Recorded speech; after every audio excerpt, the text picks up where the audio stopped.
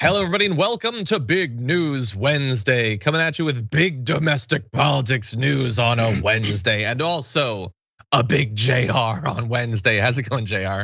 What's up? What's up, everybody? It's Big News Wednesday, as you have already expertly pointed out. But we do have a new mascot for Big News Wednesdays. We got to make sure it's a big deal here, right? Hold on. Woo! Woo! I have never seen anything like that before. Well, And something use like Mars it, usually bigger. locations? No, I know. I've never seen it in handheld form. I want to believe that you made that yourself.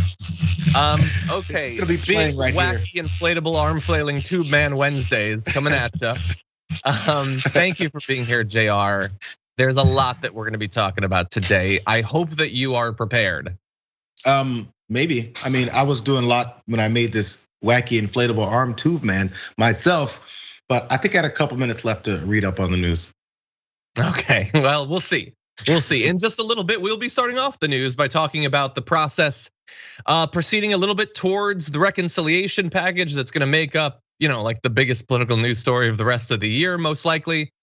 Honestly, I hope. I can't take any more shocks. Anyway, then we're gonna get into a little bit of what has become the Republican strategy leading into the midterms. We're gonna debate how likely it is to work and whether it even matters. We got a whole bunch of races for you coming up soon. Turns out they're everywhere. And then anti-vaxxers. They're getting duped, they're duping people. Everybody's a dupe, basically. We'll be breaking it down. And if there is time at the end of the show, as I alluded to on the pre-show, there is a new star rising on Cameo, JR, that we have to discuss. It's not JR's only candies, but it is. Maybe it'll make more money, honestly, more crowd-funded money. So we will see in a little bit. But everyone is here. Thank you for being here. Want to remind you that as always, you can hit the like button and share the stream so that people know that we're live. And then after we're no longer live, a show will still be live, and that show will be Indisputable with Dr. Rashad Ritchie. So you can go to youtube.com/indisputable_TYT, as well as twitch.tv/TYT to watch that. Benjamin Carollo will be the guest host with Dr. Rashad Ritchie. And by the way, tomorrow he'll be the guest host here on the Damage Report. So if you want to get your fill of Benjamin, you're gonna get a bunch over the next 48 hours. So enjoy that. And then, we got other stuff that we'll talk about as we get further into the show, but there's a lot to talk about here, JR, so why don't we jump into it? I say let's do it. Okay. The Senate has passed a procedural hurdle that lays out what will be over the next month or so, the process that could produce the reconciliation budget, the big infrastructure thing with a whole bunch of Joe Biden's priorities and a whole bunch of other stuff. We don't know exactly what the whole process will bring, but we do know a little bit of what they tried to do over the last 24 hours. So we've gotten past the procedural hurdle. The vote was 50-49, which is awesome. One lawmaker, Senator Mike Rounds, that's a real name, Republican of South Dakota, was absent. Its passage came after a marathon session of rapid fire votes, the so-called vote-a-rama, which dragged deep into the night for more than 14 hours before Democrats muscled through the measure, minutes before 4 a.m. So that means that there was a ton of attempted amendments. Some went through, some were shot down. We will be going through a few of the most important, but we are now into the process. We're gonna go over how the process works out, but there will be a budget. There might be reconciliation. We'll see. We'll see. I know some people are excited. Some are not. Let's give you examples of both. First, Senator Bernie Sanders says, I do understand that many of my Republican colleagues are in a bit of shock now. They are finding it hard to believe that the president and the Democratic caucus are prepared to go forward in addressing the long neglected needs of working families and not just the 1% and wealthy campaign contributors. That's not the way things usually happen around here. Usually it's the big money interests and the lobbyists who call the tunes, but not today. Today we move the country forward in a different direction. This legislation will not only provide enormous support to the kids of this country, to the parents of this country, to the elderly people of this country, but it will also, I hope, restore the belief that in America we can have a government that works for all, not just the few. So he is, JR, he is excited, or at least saying that he's excited. He says normally it's the wealthy and the campaign contributors that call the shots. I will remind everyone, there's still like a month to go. There's plenty of time for those people to get involved. And I fear that they might, JR. What do you think? Well, yeah, okay. So at this point, I think Bernie Sanders is playing the line of the casual American political observer. People that maybe not in the guts of everything that happens, how the sausage is made, as they say, to see how the process is then gonna change later on. And maybe when and if the process does change, and things start coming through that people maybe don't want, or Republicans throw things in to maybe make sure it has some poison in there, then we can talk about those things. But right now, the main thing that all Democrats, even people like Bernie Sanders, Elizabeth Warrens of the world, want to make sure this looks like an accomplishment, a hurdle that's been passed by Democrats. Because there's been criticisms first from Republicans saying, oh, look at this, Joe Biden and his administration trying to push through all these horrifically liberal policies, which we know is a lie. And then so they push back on that by saying, look, we did something bipartisan, we're not all libs. And then also they try to quell some libs that are saying, hey, when are you gonna start governing and legislating for the people that voted you in? So they need to have a celebration for those folks too, to be like, oh, we enjoy that Joe Biden's finally doing something and is getting something big through like this infrastructure package. Because I feel a large percentage of Americans, if they hear this part, to be like, oh, okay, got that through, and they think it's over. Well, yeah, there's a lot more happening. It ain't over. They at least need to have some kind of a celebration now, which is why I'm not sure if this is part of this particular thing now, but many headlines are talking about how Governor Cuomo's resignation has rained on Joe Biden's parade for the infrastructure passage of one level, because they're worried about the political part of it. That's the indication that they're only worried about the political part about this and how it looks versus what's in it. Yeah, exactly. And by the way, we're not going over all of what's in it again. We've done that multiple times and we will surely do it in the future. What I want everyone watching this to understand though is, and again, it's to get to your point of the media coverage, this is not over. This isn't even over in the Senate. This just moves us forward, and we'll get into the further steps, but this did not, the final thing did not pass the Senate. It's not done. This just sets up the process. But that said, I want to give a chance to have some who are less excited than Bernie Sanders. And by the way, Bernie Sanders' comments there, Shade Dragon in the chat summed it up as, oh, well, sorry, the Bernie thing. That is basically all that it was. Now, you have Mitch McConnell, minority leader. I'll never get tired of saying that, saying, people want to pretend that this is just business as usual, just liberals doing liberal things using Senate procedure. Make no mistake, this reckless taxing and spending spree is like nothing we've seen. Well, that's honestly probably even true because the bar is set so low that doing literally anything to help out people is like nothing we've ever seen. But anyway, yeah, he's gonna freak out. He didn't freak out as much as Lindsey Graham, who said, "You're spending money like drunken sailors. You're putting in motion, I think, the demise of America as we know it. You're putting in motion a government that nobody's grandchild can ever afford to pay." Okay, look, $3.5 trillion is not nothing. That's true. But you guys threw out $2 trillion in tax breaks like 6 months ago, basically. Like I didn't forget about that. And you guys weren't talking about like bankrupting our grandchildren then. So hit the brakes a little bit there, Lindsey Graham, the drunken sailors.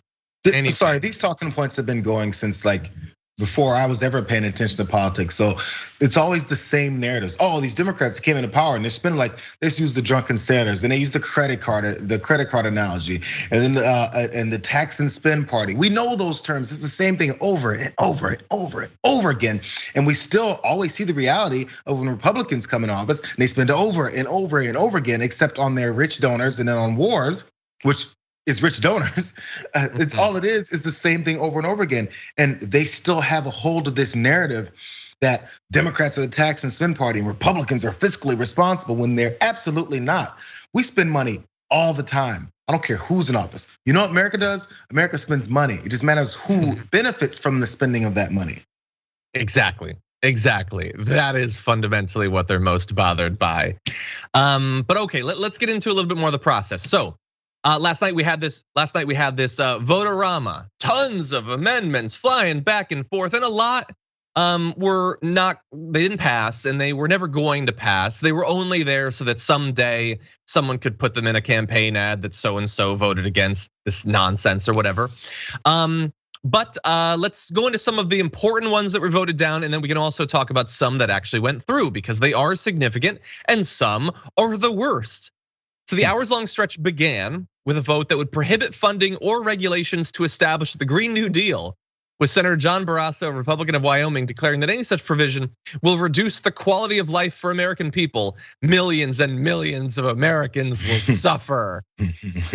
That's nice and Orwellian for you. I'm sure Madison Cawthorn will enjoy that one, but no, that's not how any of that works. And thankfully that was voted down, which is good. But Democrats did support some amendments.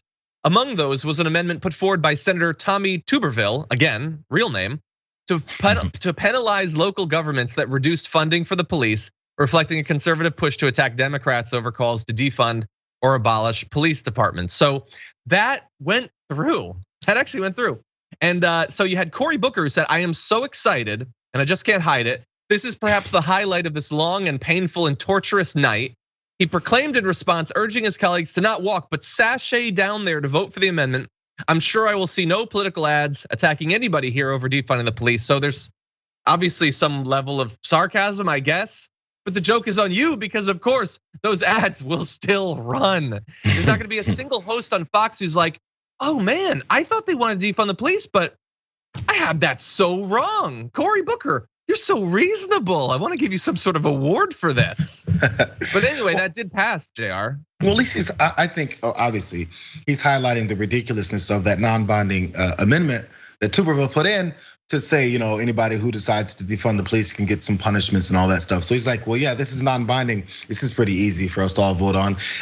So I think in a way it's pointing out how much of a clown show people like Tuberville are trying to insert into this system, which, by the way, all of this defunding the police that they keep talking about has happened widespread across the country, and how it's destroyed police departments and crime is up in the summer like it is every summer.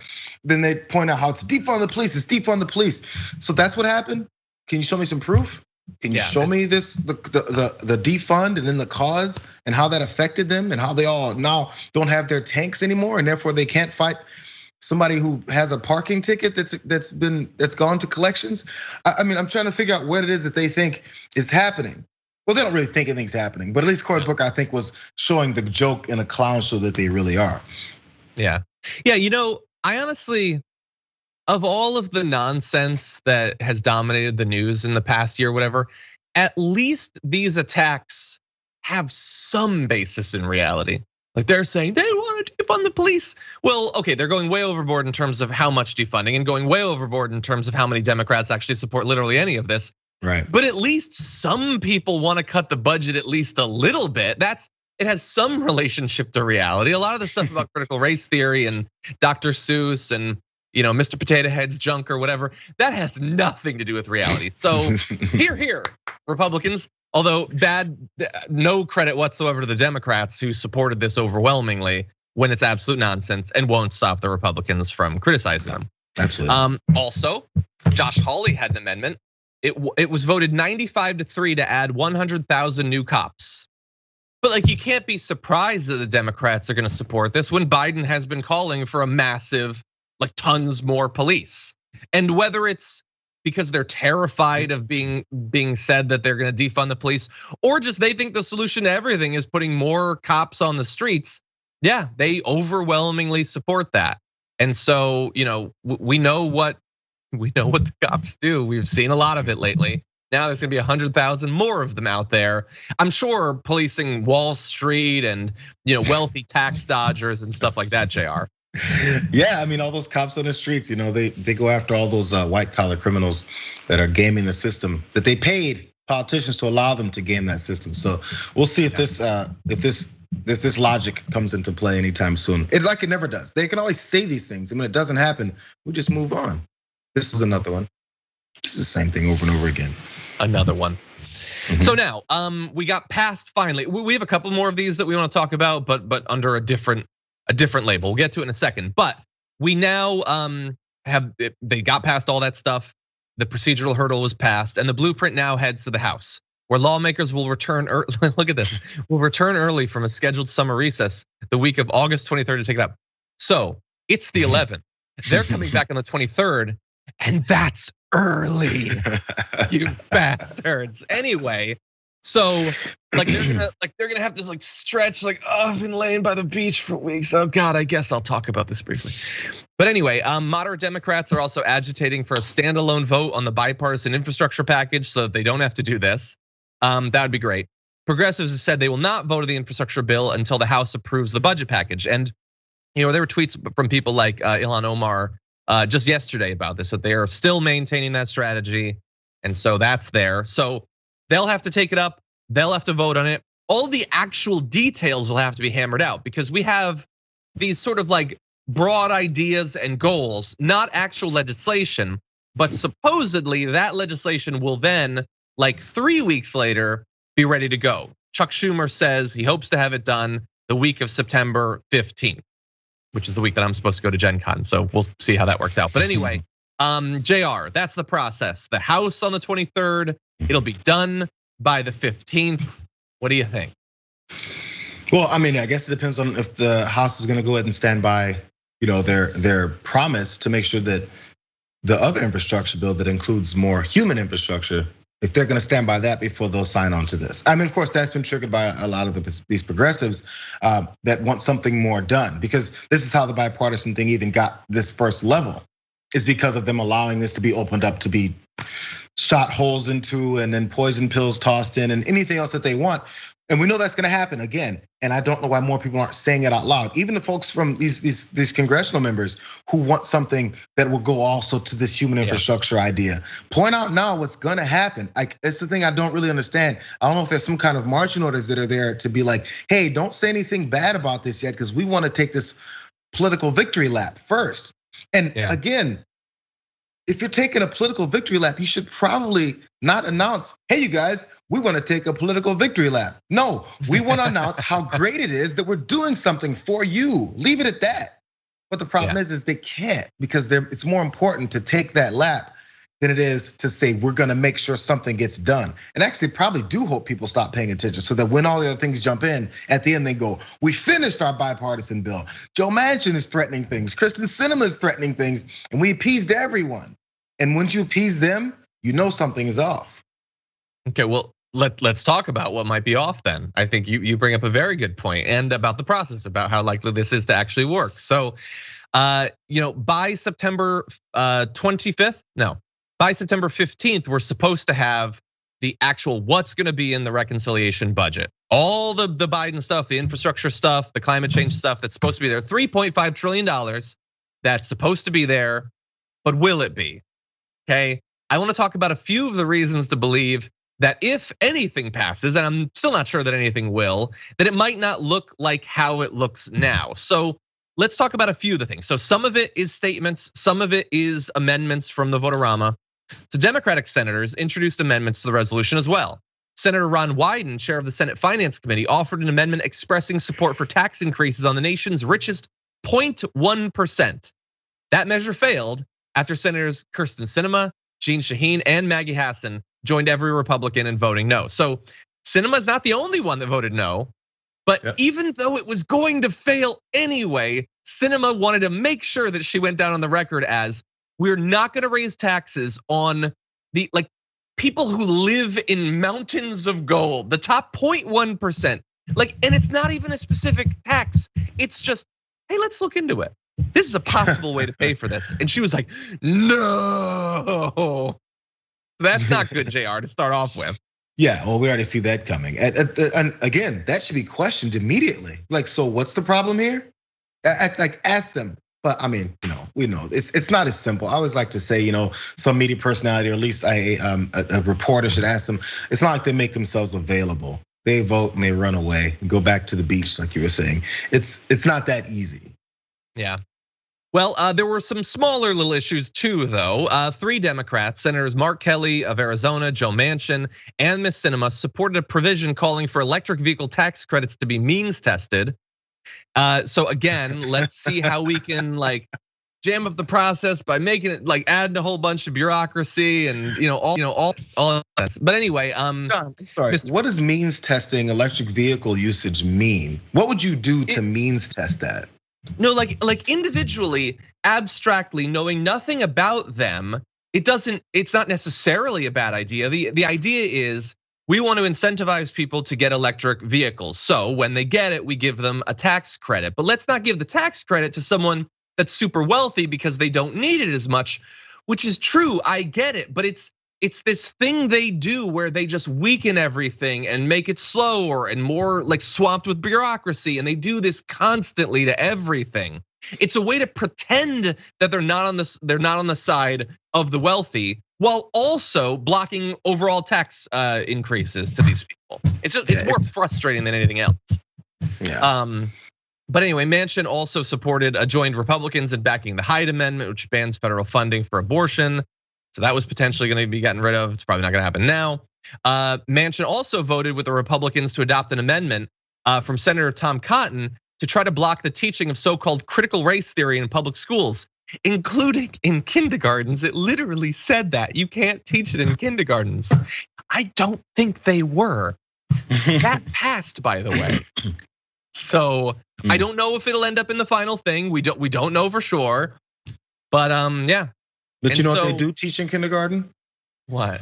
They teach the Columbus sailed the ocean blue and showed up in the new world and discovered it, and then decided to start settling there. And that was Columbus's great achievements. And also that Pilgrims showed up and had this great party with all the Native American folks here.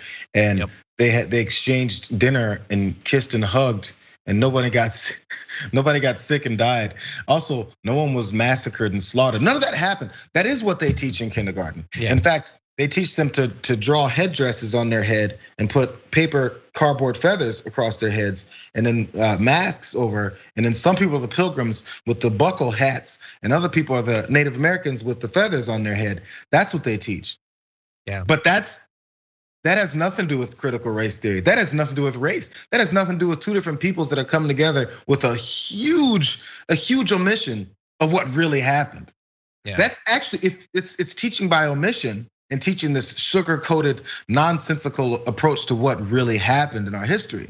So I mean, I guess there's a reason why they don't want to teach kindergarten as critical race theory, because it's just way too complicated and divisive. Not like that other stuff. I mean, we've been doing fine with uncritical race theory. I guess they just want to continue that. Yeah, and you're totally right. I mean, look, I understand that some things are a little harsh. You might wait until people are older, but you could not teach about Christopher Columbus, I suppose. And if you're going to, you can maybe point out like, hey, Christopher Columbus, like, well, yeah, he made it here. He thought he was going somewhere else, but like people were like super ignorant back then. They didn't know anything about the world, and few do now. But he eventually got here. And then eventually he used kids of your age as sort of like sexual like tools. Like he'd give them to people who pleased him and like took them away from people who didn't. Like there was this weird thing where they like did massive human trafficking of kids, and then they'd kill people who didn't give them the gold they want. It was rough, kind of. Okay, they're not gonna do that in kindergarten, but eventually you should learn it because every bit of that is true. But anyway, let's get into the biggest issue here. Will the actual now passed $3.5 trillion reconciliation thing actually pass? Well, there is reason to believe that it might not, because at least one Senate Democrat, Kirsten Sinema, has already said that she will not support a final $3.5 trillion price tag, despite voting to advance a budget resolution of that scope. So she said, we can go forward with it, but I'm not gonna support it. Not gonna support. Now, how much will she support? I don't know. Will it be 3.4 trillion? Will it be 1 trillion? Will it be literally nothing? Stay tuned. But here's the thing, that's sort of a vague thing. We have more information from Joe Manchin, who this morning released this. I have serious concerns about the grave consequences facing West Virginians and every American family if Congress decides to spend another 3.5 trillion. Blah, blah, blah. That's not literally what it said, but I was getting sick of it. These are not indications of an economy that requires trillions in additional spending. Every elected leader has chosen to make difficult decisions. Adding trillions of dollars more to our nearly 29 trillion of national debt without any consideration of the negative effects on our children and grandchildren is one of the decisions that has become far too easy in Washington. I urge my colleagues to seriously consider this reality as this budget process unfolds in the coming weeks and months. So yes, he's very, very worried about the effect on our children and grandchildren. I mean, he does literally everything to stop us from dealing with the climate change, which is going to wreck the lives of his children and grandchildren. But in this case, he pretends to care about it. So JR, are they just going to strip out a bunch of stuff? Are they going to weaken the tax increases designed to pay for it? Or are we actually looking at they're going to ruin it so much that the House progressives will not support it, which means we won't get the bipartisan one either? Like, there's a lot of pressure being thrown around. I asked this morning on Twitter, Ryan Grimm said, he was talking about this process. I asked him, do they actually care if both get voted down? He believes that they do, that Sinema and Manchin do not want to lose this bipartisan bill. I personally think that Kristen Sinema doesn't care about literally anything, but what do you think? Well, yeah, Joe Manchin, it's a split between those two. Joe Manchin cares about making sure that if something happens, he actually doesn't care how watered down or degraded it gets, as long as there's something in that says Joe Manchin made this bipartisan deal happen. Again, this has been his objective from the beginning. That's why he throws in his stupid statement. These consequences, grave consequences facing West Virginians. What do West Virginians specifically have to do with this that no one else does? Why do we point out West Virginians specifically outside the fact that you're from there and you have to make sure that you inject your name into every discussion about I'm from West Virginia. I'm West Virginia. You know, West Virginians need some representation that helps them, that actually helps them and not tells them what they want when it actually doesn't help them. That's what all these politicians like to do. Anyway, so he may want to make sure something's in that has his name on it. Maybe Sinema's just like, as long as I'm seen as this maverick that's pushing back against my party, enough Republicans will like me, and I can continue to get elected here in Arizona because she's trying to read the winds of the political winds to make sure that it fits her narrative. There's one part about that statement. Every time a politician puts out a statement, it's very specific and they know every word for what it's supposed to be there for, is a meaning behind it. When it's a statement, when they're saying something, maybe they could mess up. But he points out that every elected official leader is chosen to make difficult decisions. Does that mean the difficult decision is to say, yeah, we need this 3.5 trillion, or that no, we don't need it? Because if you're saying no, which it sounds like is what he's saying, because he wants to lower it, it's a difficult decision because it's good that we get the 3.5 and we should lower it. I'm just not sure what's the difficult decision. Like, why is it? It's difficult if you're going against the American people because it's not helping them anymore. Are you saying you're one of those guys?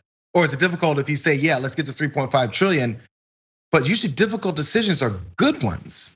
I mean, I would think when you're pointing out that it's a difficult decision for a politician to make, it means it's gonna help people, but it's a little bit tough because people are gonna judge me for it. I don't know. Ryan Grimm said it's a weird question. I get it. Manchin just wants a news cycle for everything that happens of him standing strong, but then eventually going along with it. And if that is actually what happens, then good. There's a lot of worse outcomes for this process. If he just wants to waste some of our time and cut it a little bit, then I will be perfectly happy with that, I guess. There are much worse things, like he could tank the entire thing and we get literally nothing. That would be terrible because the stakes are high. Well, and honestly, we'll see. And Sinema might be even less. Like Manchin might be a little bit more predictable, at least predictably awful, but he might be more predictable than someone like Sinema. Yeah, it's one of those things. If it gets watered down, destroyed to the point where even Democrats and progressives will be like, this is crazy.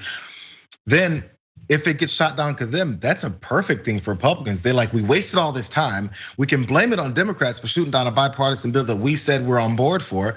And then maybe we can win and we can campaign off of that. Like that is the perfect scenario for them. It might be. I hope I'm wrong. I hope we'll pass one and it's like, hey, it's 3.7 trillion. John, you were an idiot. Good. I hope so. I kind of doubt it, but I hope so. Anyway, we do have a little bit more on this. Some of the early reaction to it from the right to give you an idea of how they're going to campaign against this. We'll have that after this break.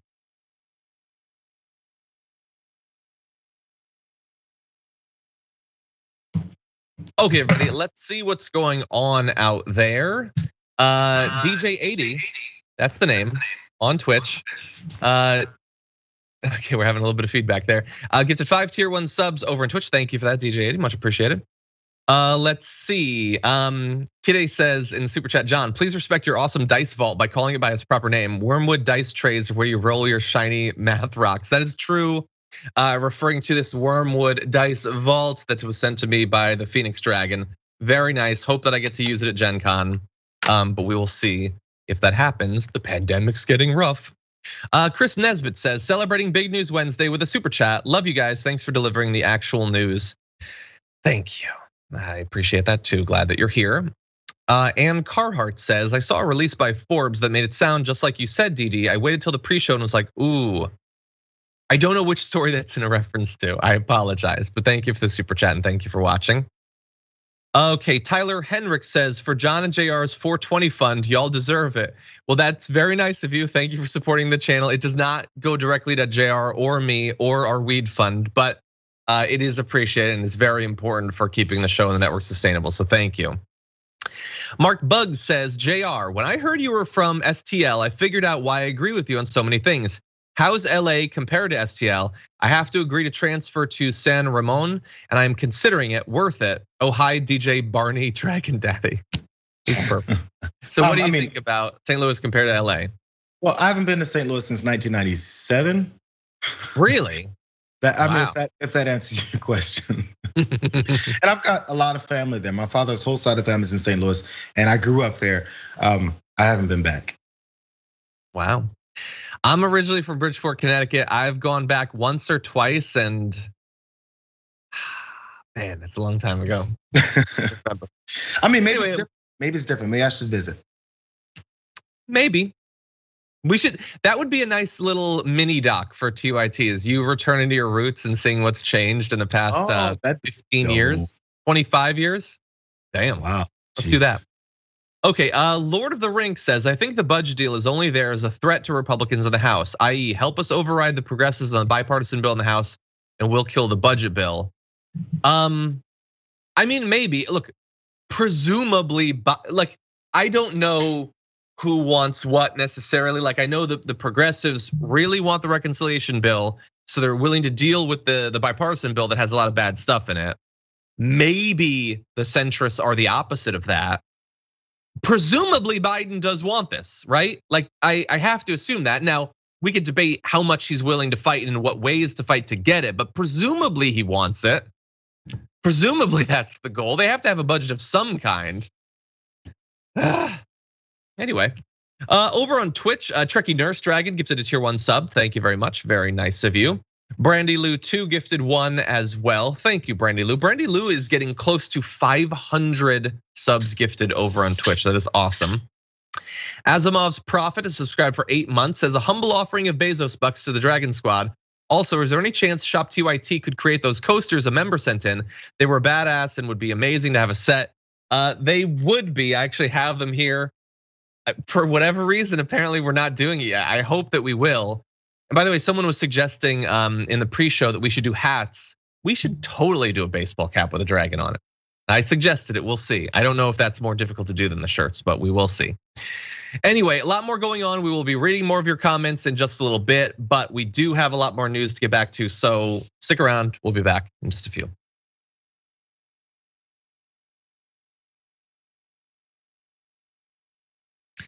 Okay, everybody, let's jump right back into it. After one thing, I do want to let you know about 2 things that are happening. One, very exciting. If you watched last Wednesday's The Young Turks, I was on with Anna Kasparian, and she could not stop talking about the Woodstock '99 documentary. She loves that thing, and it made Bart very happy because he wants me to watch it, but it's about music, so. Ugh. But anyway, she is going to be hosting The Conversation today, 2:30 p.m. Pacific time, 5:30 p.m. Eastern time, and she is talking with someone who was there on the ground at Woodstock '99. It is TYT's own Aaron Wysocki who's gonna be there talking about the experience at Woodstock '99. I already can guess how excited Anna is about this. So that's a conversation you're gonna wanna look at, so that's there. Yeah. Also wanted to let you know that we have our pet of the week, and it is a first. We have never had a pet like this, but that is available. The TDR pet of the week at our Instagram at instagram.com/thedamagereport. So you can go take a look to see who the pet of the week is. Hold on to your butts about that. But anyway, that's there. I also do need to remind you, and this is the bad news section of the show. I understand there's been a negative reaction to this, but I do need to let you know about what's happening. Starting on Monday, the live multicast of the Young Turks on the YouTube Damage Report channel will be ending. So you can still, of course, watch the Young Turks live, free. You don't need to be a member or anything like that at youtube.com/The Young Turks. In the past, it had been multicasting on the Damage Report YouTube channel. That will not be happening for the show, the post game, that sort of thing. So that will be ending. Just giving you a heads up for next Monday. But again, available at the same time at youtube.com/The Young Turks. You don't need to be a member, subscriber, or anything like that. It's freely available to everyone. Damage Report wants nothing with hosting the Young Turks no more, huh? I finally got rid of him. Anarchist screen, get off my screen. Jank. Well, who's this Cenk Uygur guy? Weiger. Show up on my stream. Cenk Uygur. Anyway, okay, so with that though, we do have a lot more news. So, I just realized I didn't really clarify with my team. I do want to continue with the stuff from the A block. Are we ready to go with that? Awesome. They're pros. They know what they're doing. They're not banned. Just the Young Turks is banned. I won't take it anymore. Okay, so the Republican response to the procedural hurdle on the reconciliation bill going forward has not necessarily been positive. They have a lot of issues. They don't like what's in it. And look, a lot of the stuff that's in it's good though. So it's a little bit hard to fearmonger about. I want to give you a demonstration of it. So here is a bit from Fox. It's Representative Banks, a Republican, freaking out over, take a look at the issues they have with what's in this bill. Everyone, universal preschool, 2 years of free community college, adding dental, vision, and hearing benefits to Medicare, cutting carbon emissions by 50% by 2030, and an immigration overhaul that ends up being amnesty. It's just the tip of the iceberg, an enormous amount on the new climate core and climate change giveaways. Congressman, could the House possibly stop this? I hope so. We've been called back the week after next, Laura. The House will come back into session. We will do everything we can to stop this. What the American people. Okay, yeah, I don't really care about any of the other stuff. Like, it's universal preschool in this economy. 2 years of community college. What are we, like Norway from the future? No, but seriously, that's what's in it. Yeah, they're gonna try to cut the carbon emissions. They're gonna have a process on immigration, which, by the way, they're definitely gonna do bipartisan. So it's gonna be terrible. Absolutely. These are the bare minimum, people. Seriously, and I'm not just saying that as like, you don't need to be a crazy lefty to think that is the bare minimum of what the richest government in the history of governments can provide to its people in 2021. But they're gonna go to their people and say, you should be terrified of this. Remember, of course, the Republicans love to tell you conservatives have been left behind. They're the silent majority. They're hurting politically. That's why we deliver for them by talking about, an anthropomorphic potato as a penis. But anyway, if those people are hurting, maybe they want universal preschool. Maybe they have eye problems and tooth problems. Maybe they're on Medicare. I'm guessing that millions are. Jayar, how is this gonna work out? Getting people terrified about the fact that the government is finally going to give back to them. Because we've been kidnapped. Once you've been kidnapped for this long, and you think, I don't deserve anything. I'm a proud American who pays my taxes, therefore I get nothing for it in return. It's this weird, like they've convinced enough people. And by the way, you talk about the things that people may need, dental, maybe their ear hurts, they need to go to a doctor. How about all these people in these red states that now have COVID visits in the hospital? That ain't free, bro. So people have a lot of things that they've been paying for that they probably wouldn't have had to, especially with the COVID stuff. But they've convinced enough people that no, it's patriotic to get nothing for what you paid for. To get nothing for what you paid for. Now, these political ads can write themselves. Hey, pre-K and 2 years of community college and everything else that they just complained about, and then this elected official goes, well, yeah, I hate all that stuff. All you have to do is profile 2 people from West Virginia, since Joe Manchin likes to talk about the real people of the country, Nebraska, Missouri, I don't care, Florida, Texas, hit them all. There's plenty of people in all these states that are like, I'd like to stop struggling. And there's a reason why people don't like paying their taxes. It's because they don't get anything for it. So point out, hey, would your life be better with this, this, and that? And then go straight to Republicans saying, nope, don't want that for you. Like they're saying it to your face. We hate you. hey, you pay us, we give you nothing, and you're gonna shut up and be happy about it. This is so weird that we take this. I thought we're this powerful country who doesn't take any garbage from anybody except for us. What? No, the garbage you don't take is the vaccine. You'll take all the stuff that like wrecks your life garbage. You'll take that. Look, I don't think that you're wrong. Obviously, Republicans do this and have been doing it for a very long time. But I do think so if you can hold in your mind, I'm suffering, I need help. Hey, this person is trying to give me help, but I've been taught to believe that they're vicious commies. I want to make that as difficult to hold in their mind as possible. And the only way we do that is by having the government deliver to them, I think. It is much easier to get them to be suspicious of Democrats when the Democrats mostly suck. So let's make the Democrats suck less, and maybe you'll pick off some. Maybe it'll be a little bit more difficult. And I think that this $3.5 trillion could potentially go a good way towards doing that. It's at the very least a start. The Democrats that suck are gonna help it stick around. And it's why boogeymen have been created out of every new progressive, especially the progressive women that are coming across, because they need new boogeymen. So that no matter what, if AOC rises to the Senate and all these other progressives make bigger strongholds and take positions of power, we've already told all these folks since they were freshmen that they are out to kill you. And therefore, when they get somewhere else, it's like, don't believe them. So it's continually demonizing the people that are trying to put something in place to help Americans, so the Americans will reject it and accept devastation. It's really messed up. Yeah.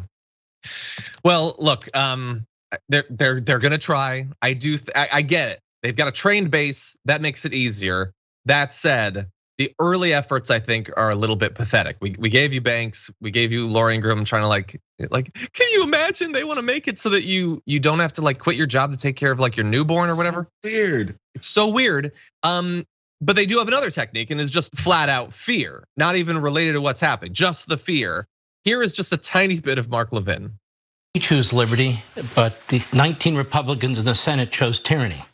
Biden chooses tyranny, and every single Democrat lockstep is for tyranny. Okay, so that is not about the reconciliation one. That's about the bipartisan one, which makes it even crazier.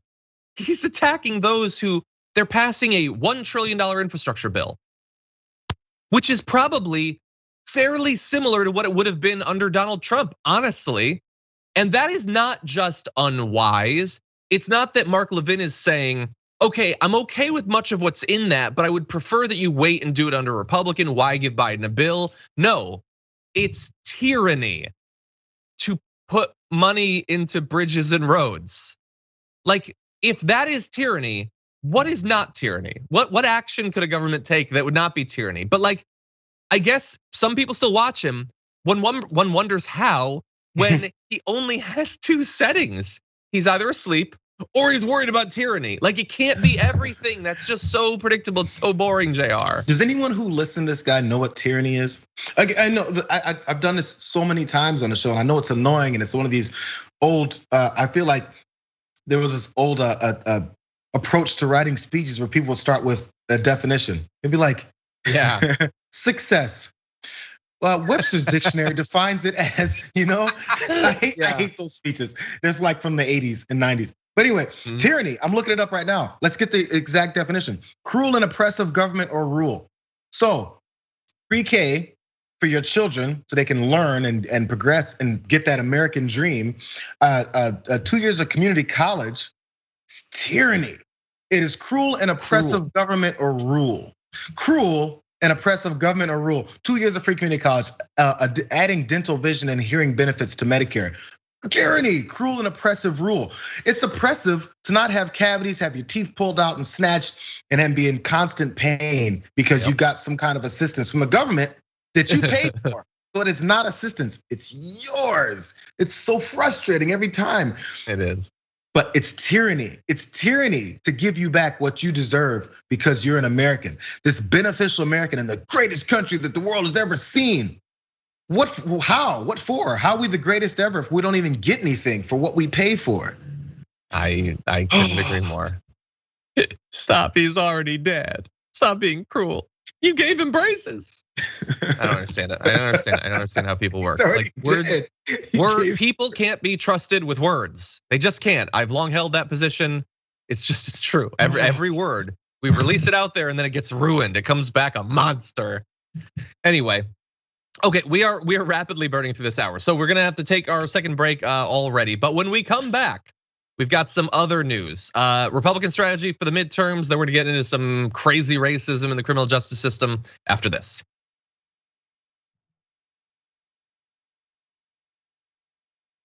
Okay, so first of all, before we get into the comments, tweets, chats, all of that, I did want to remind you, as I do as often as I can, we have got Indisputable that is coming up after this show. So in about 45 minutes or so, Dr. Rashad Ritchie will be there.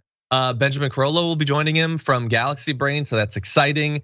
As I mentioned on the pre-show, Benjamin will also be joining us tomorrow on the Damage Report for big follow-up news Thursdays. So that's very exciting. Definitely look forward to that. And Indisputable is going to be available at youtube.com/indisputable_TYT, as well as Twitch at 2:30 p.m. Eastern time, 11:30 a.m. Pacific time. So that's coming up in not that much longer. Now, let's see. In the super chats, Nicole Smith says, every public school performance includes Christian hymns, no matter what the celebration, but public schools aren't allowed to teach actual history. That seems like a fairly accurate representation of what they'd like school to be about. I mean, if they had it their way, there wouldn't be any, like we already learned nothing about the world. There would be less about race and racism, slavery. They would take out all of it. Like there's this like bare minimum, this fig leaf of let's acknowledge some of what actually happened. And even that might be gone after the last year of news. Jason R says, every time budget talks come up, the red oculi is defense budget is never talked about by either side. Well, I mean, the issue with the defense budget is that it's free. That's what you don't seem to understand. Sure, they say it's $800 billion, but that's free. It doesn't cost anything. This bill, like we throw around the $3.5 trillion, that is over the course of a decade. So that's $350 billion a year, or significantly less than half of our defense budget. But we're gonna have months of debate about whether we deserve any of it, and there will be absolutely no debate about the defense budget, about whether it needs to be $800 billion now, or a year from now, or 10 years from now. Just forever. It's always going to be going up, no matter how much safer we get, no matter how many alliances we have, no matter how much international goodwill we provide, we will never be able to cut it. And there will never be a debate about the possibility of doing so. Anyway, Franklin Sharpslicer says, in kindergarten, we were taught what glues we could eat and those we could not. Barrasso should stay away from pharma meds or stop sharing with the Repubos heads. I don't understand. Thank you, Franklin. That was a cute one. Let's keep it real, Franklin. The real lesson we learned in kindergarten with glue was how to stick a marker inside into it to turn it into any color you'd like. Then you can spread it on your hand and create a skin that you pull off.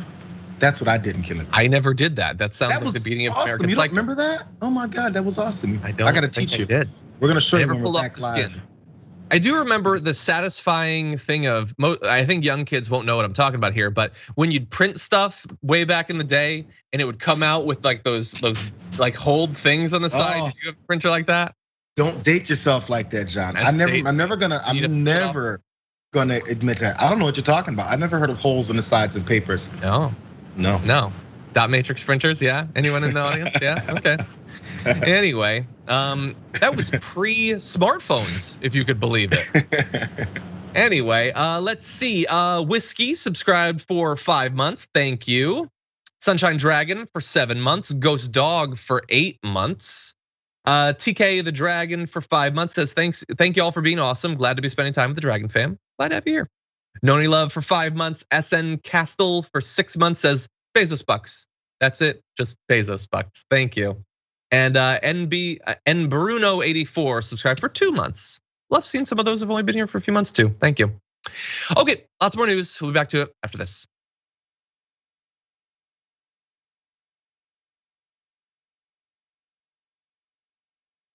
Okay, we are rapidly running out of hours, so let's jump right into it. What will the Republicans be campaigning on between now and the midterm elections, which are, you gotta bear in mind, they're like 14 months away. Like it is gonna be here before you know it. Well, they have appeared to crystallize behind a strategy, and a lot of it has to do with the pandemic. Not about doing something about the pandemic, but attacking those who are doing something about it. So fire Fauci, a reference to infectious disease expert Dr. Anthony Fauci, has become a new rallying cry on the right. Some campaigns even sell anti-Fauci merchandise. We've profiled Ron DeSantis doing that. How's that working with the current state of COVID in Florida? Senator Rand Paul, a Kentucky Republican and doctor, recently went on a tirade against the CDC and brazenly called on the public to defy health protocols. So he literally said, they can't arrest us all, okay?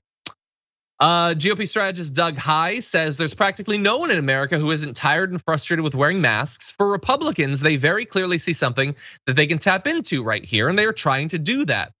Several red states have imposed bans on mask mandates. Ron DeSantis, Greg Abbott did that.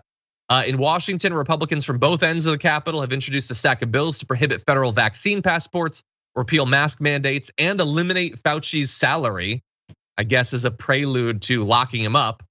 They're attacking the CDC. So House Minority Leader Kevin McCarthy said the CDC has become a political arm of the administration. It wants to control every element of our life. I guess he didn't have a problem when it was a political arm of the Trump administration, when it was doing the exact same thing under a Republican president, I guess, Jayar. But anyway, Biden is bad, Fauci is bad, the mandates are bad, and the CDC is bad. That is the one thing that they all seem to be able to agree on. How do you think that will work as a strategy? Is that strategist right? People are frustrated with it, they're sick of it. Is this what they can use to ride to taking back over Congress and the Senate? Yes. Yeah. It shouldn't, but yes, that's where we've fallen at this point. I mean, after we had the last few cycles with Donald Trump and midterms and things like that, the things they tried to pull, also in 20, as far as down ticket things, and the number of people who believe it to this day, I think a third of Republicans still think Donald Trump is coming back in 2 days. So there's no reason to believe that people aren't gonna buy this. There's enough people in the country that are mad about mask mandates, especially with kids going to school now. And then as more kids get sick as they are, that's gonna still go back to, hey, that's Fauci's fault for being back and forth on these mask mandates when he hasn't been. That's been states' issues that they've been trying to put in place and to punish school districts. So no, they'll continue to destroy things like that. And then they can go and talk about how the top is doing it when they have a level of control over people's lives that they just don't want to point out. And as they do it, they'll destroy things, hurt more people, and then blame the people in power. That's how it works. This is the same strategy as anything else. It's just a matter of what the political atmosphere happens to be, or I'm sorry, what the political topics happen to be during this cycle. It's the same thing. So what are you going to do is the next question. Every debate that a Democrat has with a Republican during these midterms should be like, so what are you gonna do? They don't have that answer. I will stop them from ramming things down your throat. I will do other vague things that don't mean anything.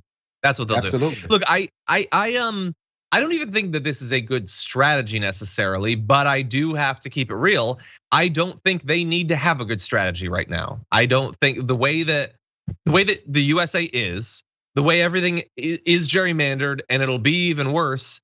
The fact that the Democrats are probably gonna biff the whole thing for the next year, like it was already gonna be hard for them. Like the pattern in midterms is very difficult for those who have the White House, and they are wasting the time for the most part. And so I think they can follow, the Republicans follow whatever bad strategy they want. And they have like at least a 60% chance of taking over the whole thing. 100%. So we'll see about this as a strategy. We've got polls here. We don't have time to jump into it, but it's at worst, like most of these things poll, like narrow majorities are generally in favor of all the things they're gonna be running against for the most part, but in the end, it might not end up mattering. Okay, now that said, we have a few minutes left. I really wanna see what your opinion is about this. Let's jump into this next story. We know that the justice system is anything but, and that race unfortunately has and always has and still does play a role in how the justice system treats people.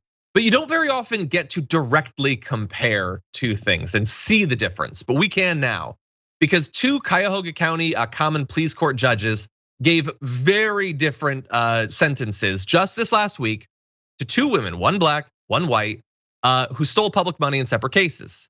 There's some differences to the cases, but there's a lot of overlap. So let's talk about what ended up happening. A white woman stole nearly $250,000 from the village of Chagrin Falls. Judge Holly Gallagher sentenced her on Monday to 2 years of probation. A black woman who stole $40,000 from Maple Heights City Schools went before Judge Rick Bell, who sentenced her Tuesday to 18 months in prison. So very different amounts of money. One stole, I don't know, a little bit more than 5 times as much and is on probation, which isn't nothing, but it ain't prison. And another woman who stole far less, and she's gonna be in prison for 18 months. Maybe she'll get out a little bit earlier, but that is very different than probation there. So JR, what do you think about this? Well, it's pretty obvious. The black woman must have stolen the $40,000 at gunpoint, because it escalates the nature of the crime. She threatened someone, I think she put him in a chokehold or something like that. There was aggression for sure. Although the monetary amounts were different, or maybe this the little village of Sugar Falls, maybe that maybe some reason maybe they're more vulnerable. Maybe it's a community that needs more help. I don't know. It's something definitely has nothing to do with the fact that this is a black woman. Definitely not. No, nothing at all. It's pretty obvious. But look, there's more details about the cases, and I encourage you, if you're interested in this and in our justice system, to look it up and get there. We unfortunately don't have the time to go into it right now, but going forward, maybe something can be done about the sentences that have been given out. But in the future, there is an idea. So Cleveland leaders have called on the county's judges and judges around the state to join an Ohio Supreme Court pilot project that would create a public database to make transparent how judges sentence defendants and provide guardrails on judicial discretion that often results in unequal justice. Only 10 currently of the 34 has said that they plan to sign on to it. 6 of those judges are in their first term on the bench. But look, this would not necessarily stop this same outcome from happening, but it would at least provide a data set that could be used to maybe inform public discourse about this, and maybe some sort of legislation. In some cases, it might have to be state constitution amendments that would provide a little bit less leeway to judges to do what we're seeing acting out in the present day. When it comes to something, maybe a good outcome. I feel like when it comes to something like sentences, hard numbers for what you're giving people for their crimes that they committed, there needs to be a standard set in place that we know what's coming. If you know you can sentence someone to 18 months versus 2 years, or then 2 years versus 5 years for the same or similar crimes, you should be able to have a standard to expect what's gonna come. It shouldn't be based off, I happen to get the judge that likes to put people in prison for 2 days versus 2 years just for luck of the draw. The legal system is not a luck of the draw thing. And maybe I'm wrong, maybe there's some kind of standard, written thing put in place that there's a standard and they just ignore it. Either way it goes, something's wrong here because there's no standard here. 100%. It's just, it's luck. And a lot of times it's racism. 100%. Really briefly, in grad school, I had to look into, they did this analysis of, I think it was in Israel actually. It was judges, and they found that the sentences given right before the judges take their lunch break were far harsher than they give right after they come back from their lunch break. It's insane. It's insane, but we give them the leeway, and this is how it gets manipulated. Well, unfortunately, that is all the time we have for our first hour. So if you've been watching on one of our linear platforms, thank you very much. But if you're on Twitch or if you're on YouTube, there's still a lot more news to get into. So we're gonna take a quick break, but we'll be right back after this.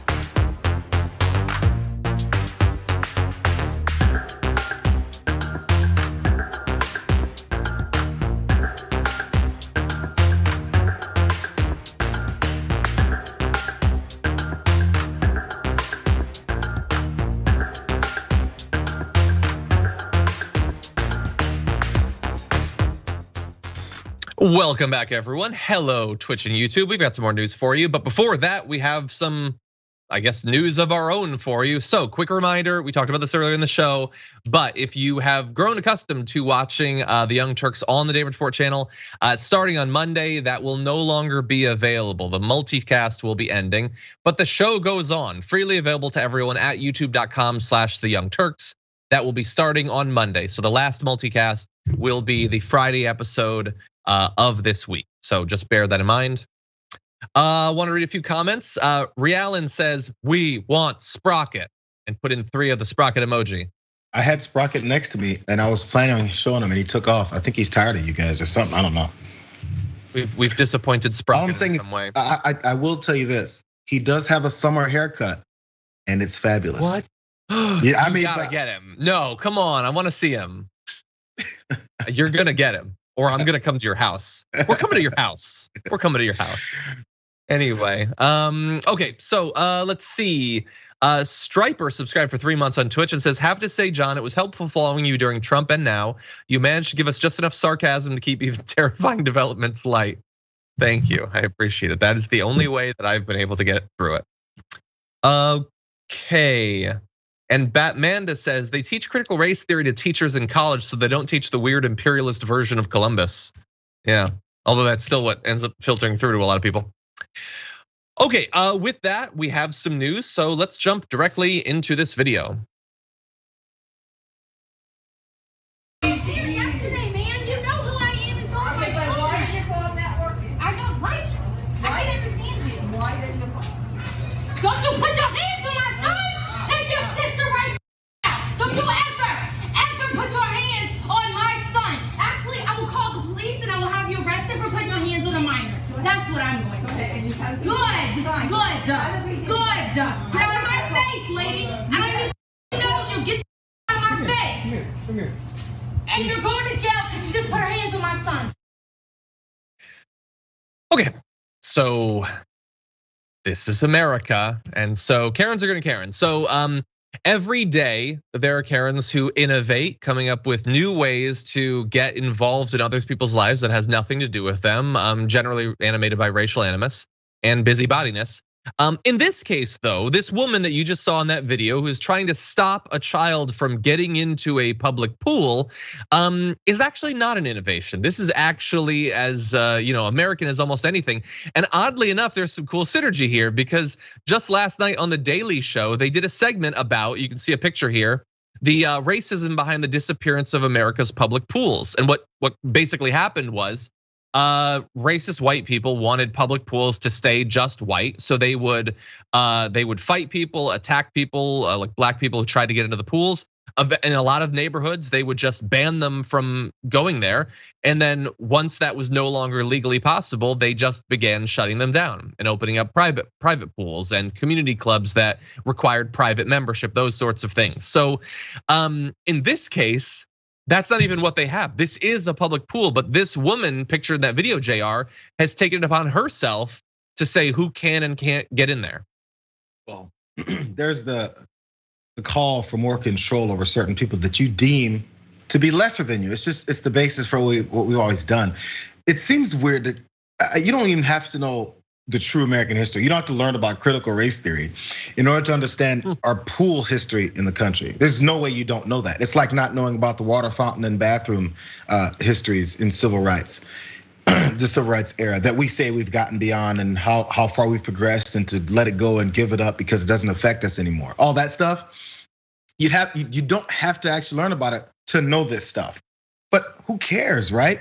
We're just trying to get our supremacy back because we're being threatened with this whole inclusion and openness thing and acceptance of other human beings, specifically Americans. So there's a pushback because there's an anger to go back to the good old days that they want to deny is the good old days being segregation, separation, and multiple different levels of acceptance in society and access to normal things, But they'll still crack jokes about how black folks don't swim and they can't swim and they're afraid of water and all that stupid stuff. They'll say that. In the meantime, when black folks are doing it, it's, hey, what are you doing here? It's the same cycle over and over again. This is nothing new with this. Yeah, it's hardly not, and in particular in this form. Yeah, sometimes if you're standing in, if you find yourself in a place where now you've discovered, hey, I'm the a-hole here. Oh man, I didn't realize I'm at a pool. I'm yelling at black folks for being here. Oh man, this looks like a movie, the movie that comes out and they put on Netflix and say black stories, which I hate those. I hate that part. But anyway, that's a whole separate story. But if you find yourself in that situation, suddenly you should step back and go, whoa, I'm that guy. But you need self-awareness for that. Instead, you're still engulfed in your racism to see anything else that's happening. But if someone calls you out on it, now it's they're playing the race card. Yeah, everything that you said and lying. So I mean, you see in the video, she like goes at the kid. When police show up, she told the police that the family attacked her. Of course, which of course is not what happened. But they always they try to hide behind the police. They try to hide behind their whiteness behind the police because generally that works. Absolutely. Unfortunately, now everybody's got a camera, so it's a little bit harder to do that. Now that said, the woman has apparently been charged with misdemeanor assault on a child under 12.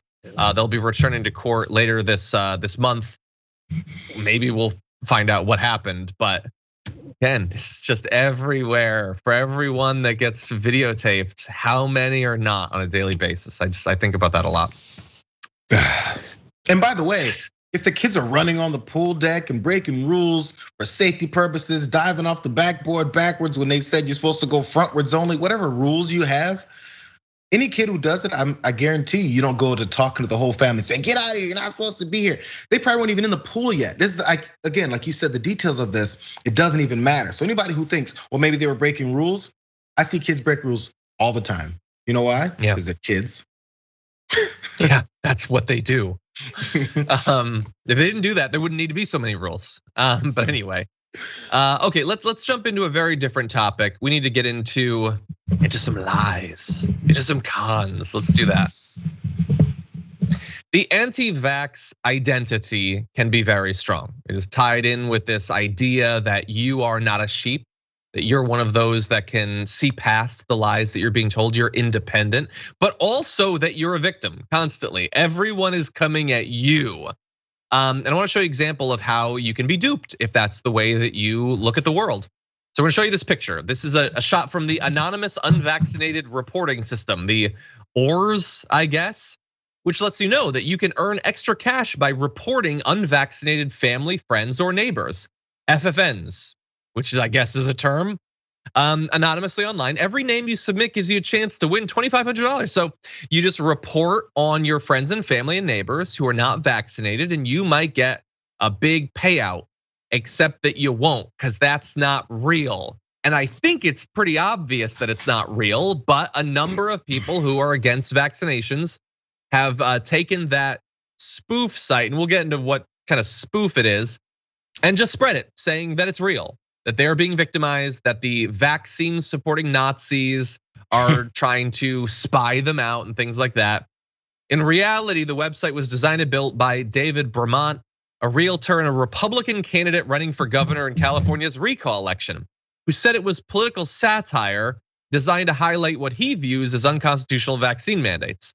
In practice, it was what is actual fake news. It's something that looks real, that people take as real and spread as real, that is in fact not real. So anyway, I want JR's reaction, then we'll get into some of what's been said about this thing. But JR, yeah, if you've convinced enough of the constituency or your followers, in this case Republicans, that their belief in the anti-vaxxing and the lack of mask wearing and COVID isn't real, if you've already convinced them and connected that to their identity, which we've done, you can give them anything, because now all they need is something to feed their identity. So you can put anything fake up there. They have no reason to investigate it. They have no reason to question it. As long as it fits their narrative, which then fits their identity, they take a hold of it because it feeds them. Or else they have fewer things to argue with and stand on. So this is an easy realm. The hard part is getting enough people to be convinced that everything is coming after them. You know, those libs and their vaxxers, they're coming to kill you. Once you've convinced them, all you gotta do is say, you see this clown? He was invented by Joe Biden. He's coming to kill you. And oh my God, he's coming to give me the vaccination. It doesn't have to make sense as long as it fits your narrative. It's just, it's injected right in. And the first thing you look at when you see something like this is, who's giving the $2,500? If I think I'm going to report someone down the street and get my $2,500, I want to know where the $2,500 is coming from. So I'd go to maybe the about page of this website, maybe go to who funded it. Is this a government site? Is the government coming to take me over? Because if it's a government site, it won't be called oursonline.com. It'll be a gov site. Yeah, that's true. Well, they obviously are trying to make it sound like theirs, the other thing that every Republican has become obsessed with, but hasn't learned the most basic information about. Anyway, again, it would seem obvious that this could not be real, but here is how it has been spread. And I guarantee that none of these people are gonna learn that it was a spoof and that it was wrong. And even if they did, they would learn nothing from it. But Michael Weaver on Twitter tweeted, still under the delusion that we are not living in some Orwellian dystopian nightmare. I give you the anonymous unvaccinated reporting system. If you do not push back on outright tyranny like this, it will only continue to grow out of control. So again, with the tyranny thing. Yep. Anyway, one Twitter user said, this is real, which isn't true. It's not real, but whatever. This is so hashtag old Soviet bloc. Wait, is that a hashtag? Is that a thing that people use anyway? That it is difficult to believe it exists. Apparently not that difficult. You pushed past it. You managed to believe that it exists. So you got past that difficult thing. This is quite literally the slide into a dystopian hell. Well, no, it's not real, and that's not what literally means. But whatever. Anyway, the thing is, I don't know how many people believed it, but this is exactly the sort of thing designed to be spread. He apparently wanted more people to know about him and all that because he's running, for governor. I get that we're sort of doing that right now. I'm really not worried about him winning, so I'm not too worried about doing that. But this is why fake news exists. It's designed to be spread. It's designed to elicit an emotional reaction, and it clearly has done that for these anti-vax people. If the guy who's running for governor here and put this site up, whatever he said, he didn't think people, if it was satire. I don't know if he even elaborated to say he didn't think people would take it seriously and they would see it as satire. So let's go through both of those scenarios. Maybe you expected them to take it as satire, right? Mm-hmm. And then when you find out that people didn't, shouldn't a light go off in your head and be like, why are people believing this to be true? If I write for The Onion and people take it seriously, I'm be like, man, I knew people were dumb enough to believe this because it's so close to a crazy reality in our system. So if you think people now have taken it seriously, what do you have to connect it to the regular part of society or our system that has something similar to this? And if you can't find that, which you can't, then you have to understand that the people that you're duping believe BS like this, and you're part of it. Like there has to be a self-awakening. Like the people that are supporting me believe craziness that I put up as satire. Shouldn't that make you rethink the way that you're approaching things? Look, Jayar, we're not trained to be able to critically take in news and tell fact from fiction. On an unrelated note, we do have some breaking news. Nation's houseplants confirm pots are their pants. I didn't expect them to ever admit it. This is coming to us via the onion.com. Oh. Yeah. We're gonna be looking for additional details. This has shaped my whole worldview. Shook. Anyway. Things are changing. It's the vegan agenda, because plants are becoming more powerful now, and now they're declaring that their pants are their pots. That's true. You know what? I am worried about this vegan agenda. Why don't we turn to talking about vegans a little bit? Oh yeah, how they might be spreading now. That's a great transition there. Okay, let's talk about this. John, I'm here to help you. I think we get these two things. Thank you. Okay. You might find in the near future that there are more vegans than you thought, sort of, technically, because lawyers in the UK have stated that as ethical veganism is a protected characteristic, workplaces that make vaccinations mandatory cannot apply these rules to vegans as the vaccines were tested on animals. As a result, anti-vaxxers are stating on their social media that they will claim to be vegans to avoid tightening restrictions on what unvaccinated people can do. Kind of seems to me like if you're gonna make a legal case that you don't need to get vaccinated because you're a vegan, declaring that your intent is to lie about it on social media that's a bad strategy, but that's what they're gonna do. So let's see, we've got this, we're all vegan now thing. It's your freedom, reclaim it. Like there are many good reasons to be a vegan. This isn't one of them. And now bear in mind, this is of course in the UK right now. This is not in the US. I don't know how being an ethical vegan intersects with the law when it comes to vaccinations, but man, they are going to such lengths, JR, to avoid, as I always say in the show, that's it. They just don't want that. So they will pose as vegans to get out of it. Well, maybe the good offshoot or result of this is maybe a few of them will look into veganism a bit and understand the health benefits and reject meat as much. I still eat meat. It's just I understand how much healthier it could be and life sustaining it is to not have so much of it in your diet.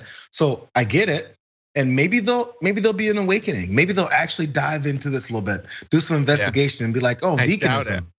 If I can avoid taking the vaccine, maybe if I actually go vegan, it'll help me out. And then they'll have a change of heart and we'll have this explosion.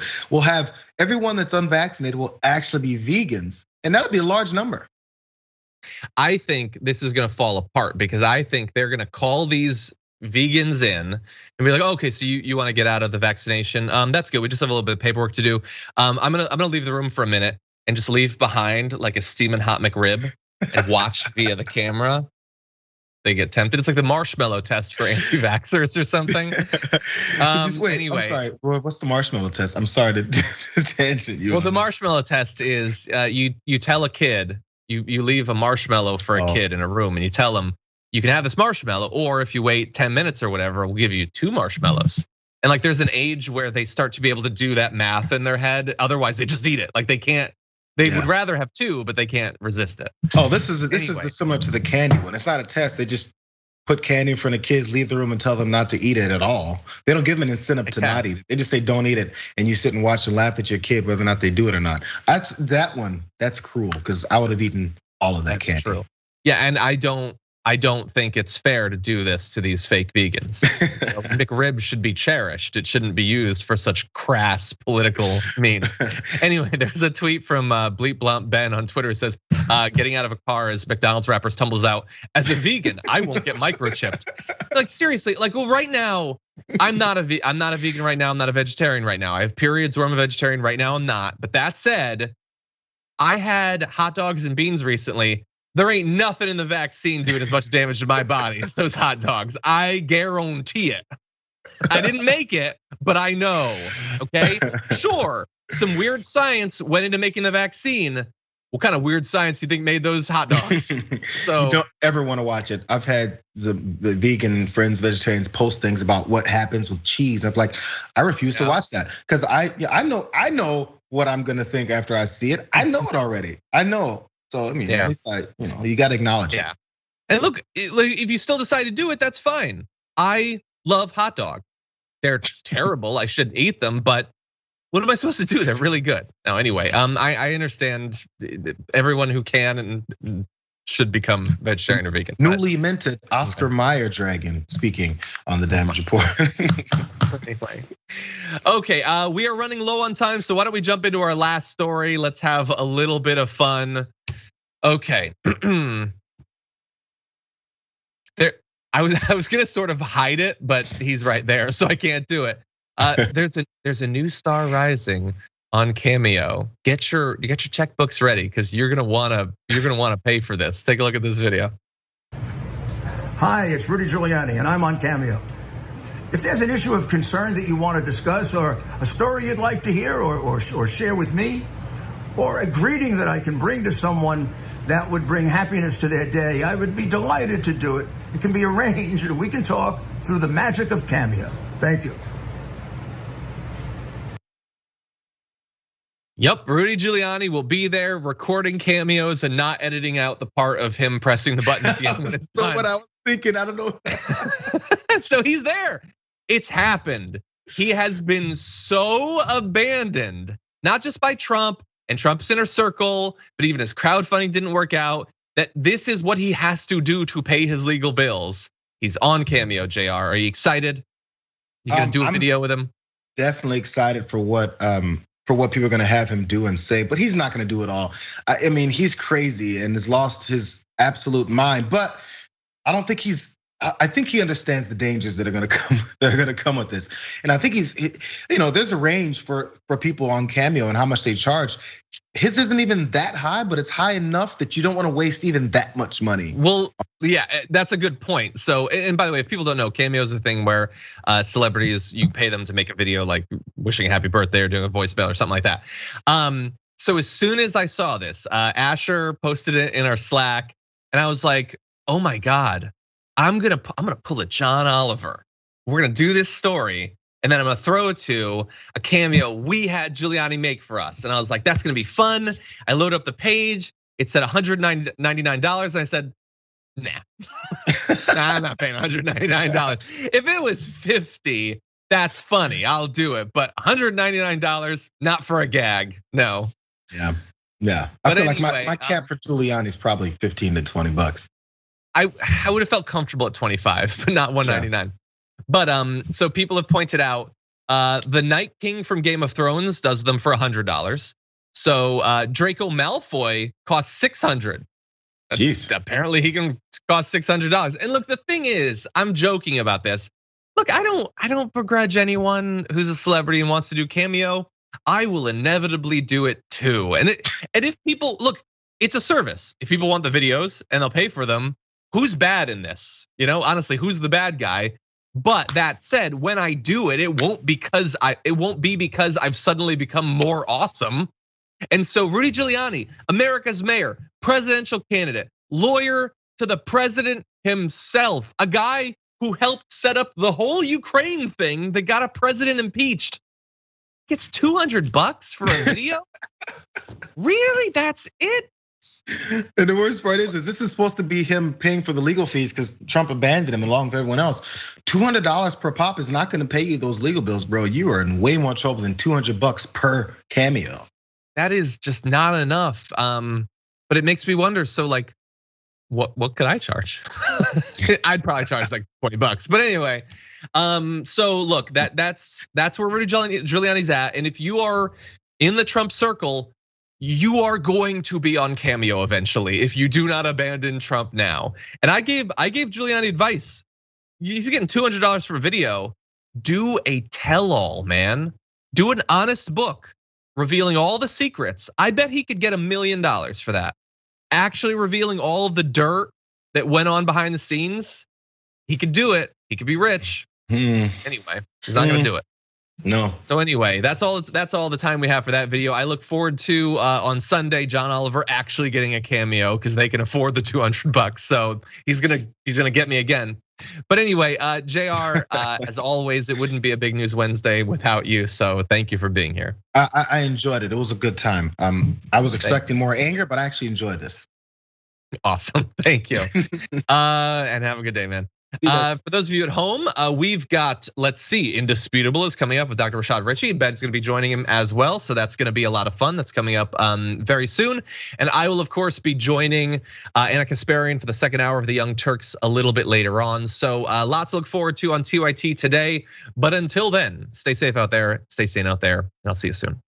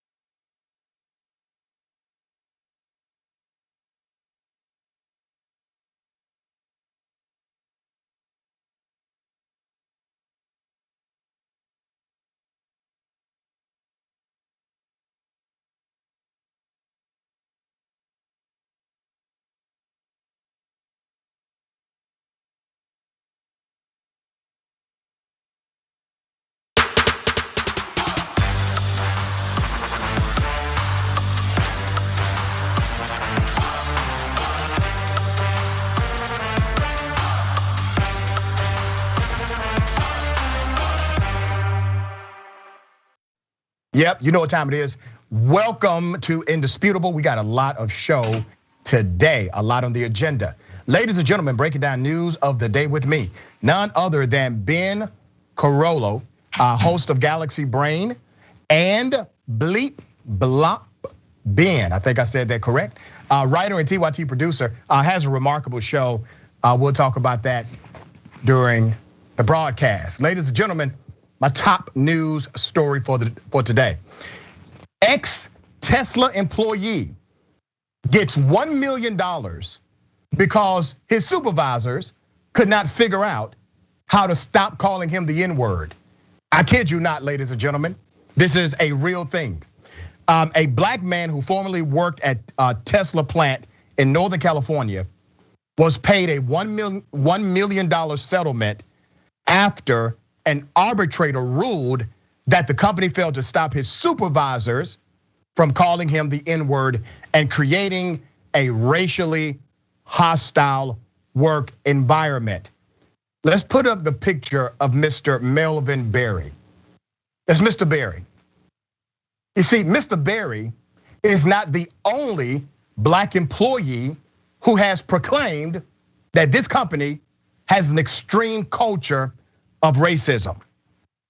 Melvin Berry, who was hired as a materials handler at the company's Fremont factory in 2015 and quit fewer than 18 months later, alleged that when he confronted a supervisor for calling him the N-word, the boss retaliated by making him work longer hours and push a heavier cart. Arbitrator Elaine Rushing, who worked as a former judge in Sonoma County Superior Court for nearly 20 years, found Tesla liable because the racism was carried out by Berry's supervisors, according to Bloomberg. Now, all of this is really hush-hush. You don't get a lot of details when you have these types of closed door court hearings, de facto court hearings. We don't know who the supervisors are, but I know one supervisor put his picture up. That guy, Elon Musk. What is his statement about all of this? Nada, nothing. Other lawsuits and complaints to California authorities echo Berry's allegations. In late 2017, a black worker named Marcus Vaughn, this was one of the most popular stories that came out of Tesla, tagged the plant as a hotbed of racist behavior in a lawsuit. Tesla responded with a lengthy blog post titled "Hotbed of Misinformation," saying the company had investigated the alleged incident and fired 3 people as a result. So the company is saying, hey guys, no biggie over here, nothing to see on this side. Hotbed of misinformation is what it is. However, complaint after complaint, not only about racism, but sexism, gender bias. The culture is extreme. Ladies and gentlemen, when I was doing my research, right now on YouTube, you will find that there are recordings of alleged employees of Tesla saying the N-word over and over and over again to black employees at that plant. To talk more about this and other news, I got my big homie here. How are you, my man? What are your thoughts about this? I'm doing great. And yeah, well, I mean, and the fact that there's no information is really, really significant. And it really leans into this growing trend in the United States of companies forcing their employees into these arbitration clauses where they can keep things away from the courts, which means they can keep it away from public record.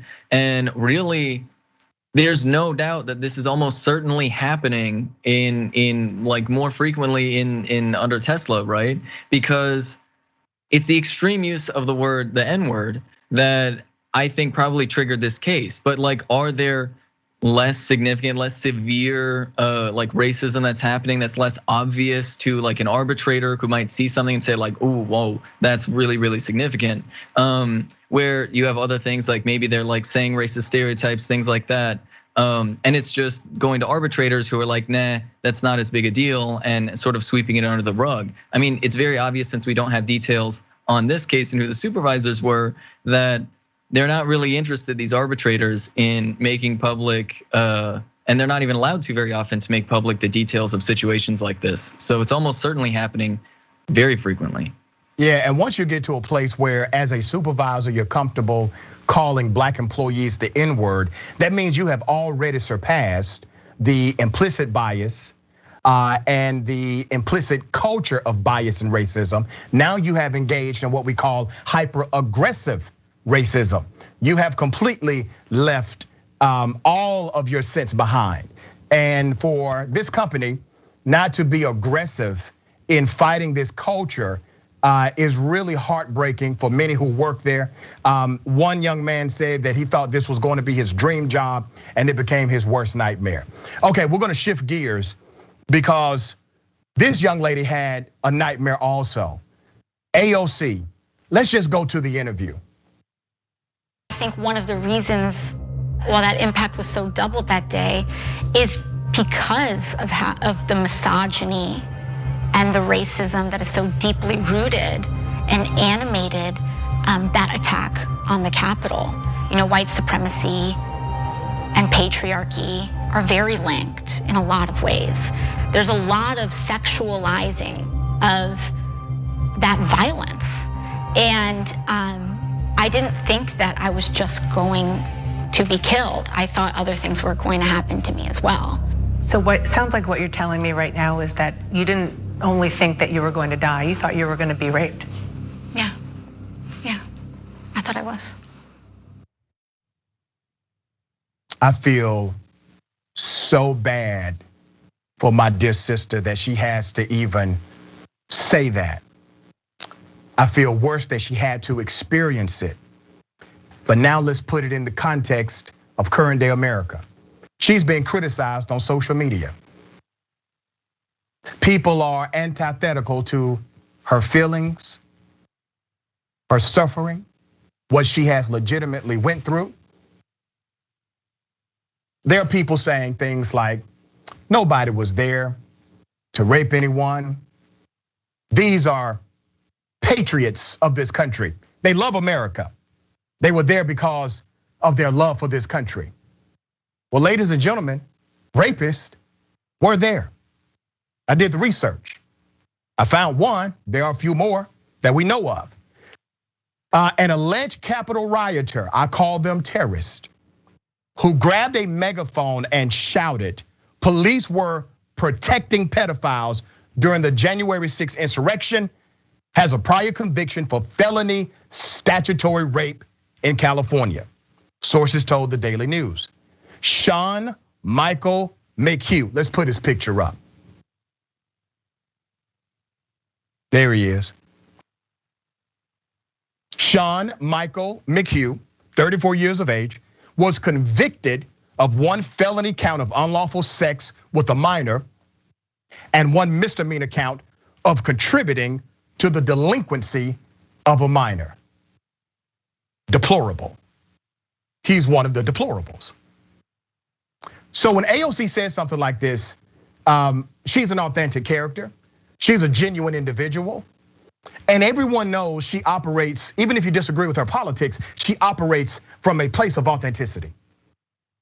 We have de-evolved so much in this nation that we would be critical of that type of feeling and sentiment because of politics.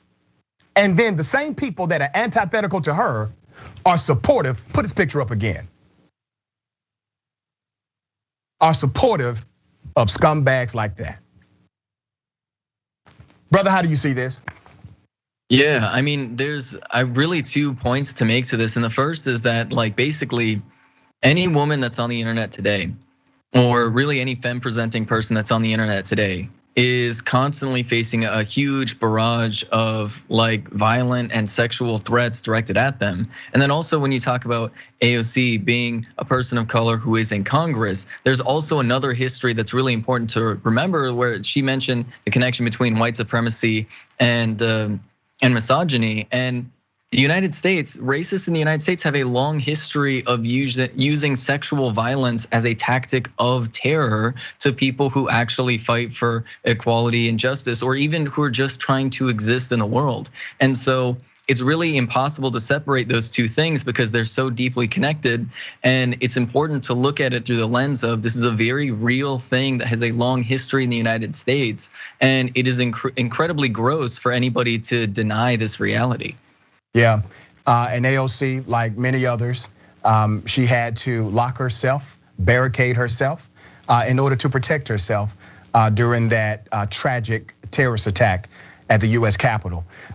Something backfired on this particular Republican senator who thought he was going to do a one-up on every Democrat in the Senate by trying to add an amendment to a bill that would force Democrats to go on record and say that they are for or against defunding the police. Let's be very clear.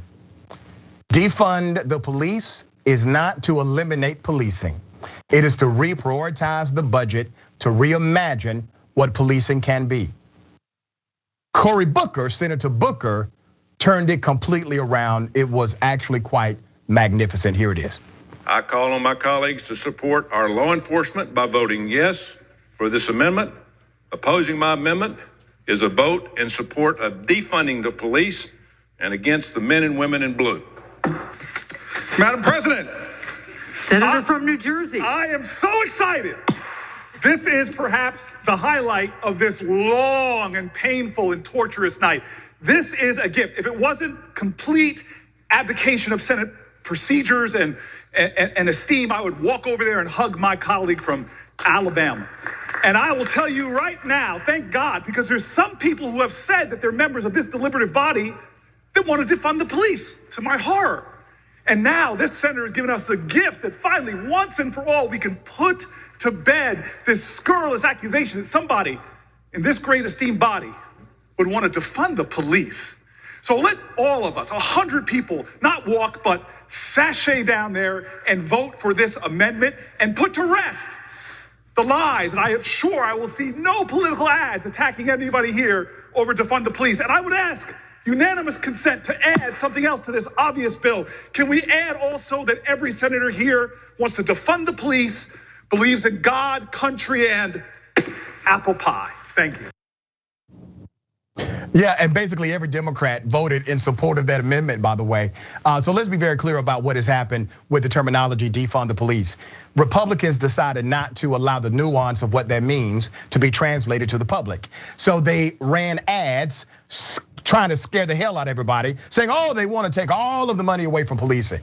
No, they want to reimagine policing, reprioritize the budget, and actually allocate funding to address underlying issues of criminality so that you won't need so many police officers in the first place. That's what the movement Defund the Police is about. Well, Republicans hijacked the message and tried to make it something that it was not. These senators who are Democrats, most of them corporate Democrats, they're not for defund the police. Many of them, and I would even argue that most of them are for sensible reform. I love defund the police as a slogan. I love it. The reason is because it got everybody's attention. That's why you're talking about it. But now that all of the Democrats have voted on this Republican bill, Republicans cannot run commercials saying all of these Democrats are for defunding the police. Massive, massive foul by this Republican senator. Ben, what are your thoughts here, man? Yeah, I think like in terms of the whole broader regard with the defund the police issue, I think ultimately there's some Democrats who tried to like run away from it in a particular way. And I personally think that was a mistake because, for example, like this actually comes really close to me in Minneapolis. I'm one of the places that was mentioned as these radical places that's talking about defunding the police because we've got city council candidates that are talking about it. But Minneapolis is the only reason why Joe Biden won Minnesota, right? And it's the same thing with places like Philadelphia and things like that. And so really, I think there should have been like a learning lesson, an opportunity to have an expanded discussion on defund the police. And I think some of the Democrats in Congress did a good job of doing that. But then half the Democrats in Congress sort of walked it back. And we're too afraid of it. And I love the phrase defund the police too, because it does get people's attention, it gets people fired up, and you can use that buzz around the phrase to get the message out instead of being afraid of, oh, this buzzword being used against me. Yeah, and one thing Democrats are horrible at doing is messaging. They just can't get it together. The truth is, most Americans, when you break down what defund the police means, most Americans are for it. 96% of Americans are for police reform. 58% of Republicans are for police reform. Like, everybody's for police reform, right? The problem is this: Democrats so often will allow Republicans to reframe the entire debate. And instead of them stepping up and providing clarity for what it means, providing opportunity for dialogue, they start running away from a particular message. And they did something very similar even with Obamacare, right? Hell, I'm glad Obama cared. Why would we run away from something like that? It didn't go far enough, in my opinion, for our healthcare reality in America. But once again, it is what it is. We're trying to make sure that Democrats understand you don't have to run away from the messaging at its core.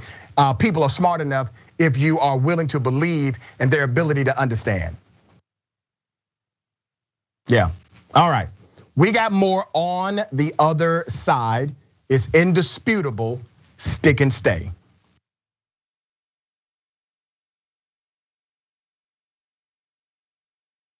I'm back to gaslighting. Did you and I talk about gaslighting on Old School? Probably. That boss gaslit all his female employees. People who manipulate others like that make you feel like you're the weirdo. Why won't you punch yourself in the face? What is wrong with you? And you're like, oh my God, I feel so bad. Why didn't I just punch myself in the face and poke my eye out? I'm 47 and I just figured it out like earlier this year. You figured out somebody was doing it to you, or that you were that it was that it would have been happening my whole life and I didn't realize it. Right. Welcome to Indisputable. I'm your host, Dr. Rashad Richard. We got a lot happening today. And what do we do on this show? We tell the truth. You know why we tell the truth? Because the truth is simply indisputable. Rashad, great to be here. Congratulations on the new show. And I gotta let everybody know that Rashad and I go way back. Here's the pattern that we see in all of these Karen stories. They think they own stuff they do not own. Now, where does that come from? I don't know, maybe slavery. Maybe they think they should still own black people. This is what happens when Karens weaponize the police. When you're used to privilege, equality seems like oppression. It hits you in a certain way when someone is holding you against your will, treating you like you're a criminal and you're an innocent person. This is something that black people face no matter where they are. A stronger black economy lends itself to a stronger, greater economy. Don't think it's exclusive of you, it's inclusive of you. What's your beef with critical race theory? It adds more fuel to the fire of the racist tendencies that we already have. We have a generation of problem solvers that can remedy the problem if they are properly taught what the problem is. You know who created redlining in this country? The white liberal. I don't give a damn who created it. If it's a racist policy, Shelley, here's what I don't know. I don't know. See, there you go filibustering, brother. You're scared of this truth, but you're gonna get it though.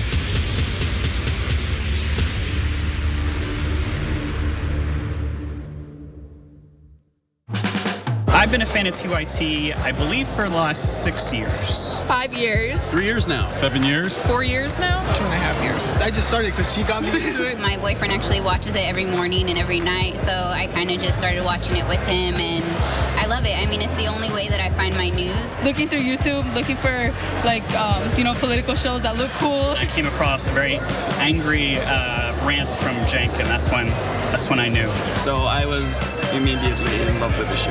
And then I haven't missed a live show since then. 10 times a day, I watched the show in the morning. Whenever I had a bad day at high school, Young Turks. Man, Cenk is just so blunt and honest, and I love the honesty, and there's no BS behind the news, and they just tell everything like it is. There's nobody censoring them. There's nobody there to say, you can't do this, you can't say that. That feel of authenticity makes it seem like what they're saying is true. I feel like I get the real story from the Young Turks. I am TYT. I am TYT. I am TYT.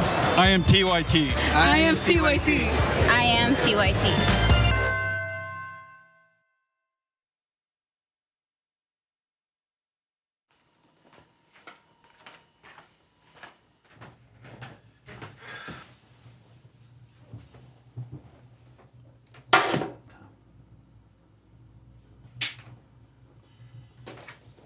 Welcome to the Damage Report. I'm John Iadarola. This is gonna be a big one. Meanwhile, in the Arctic, you know where this is going. You watch the Damage Report, the Arctic's on fire. Obviously, why would we be talking about the Arctic except to tell you that it's melting once again? The Republicans aren't that interested in it. I wonder why. Lift out of poverty up to 3.7 million people, including an estimated 1.3 million children.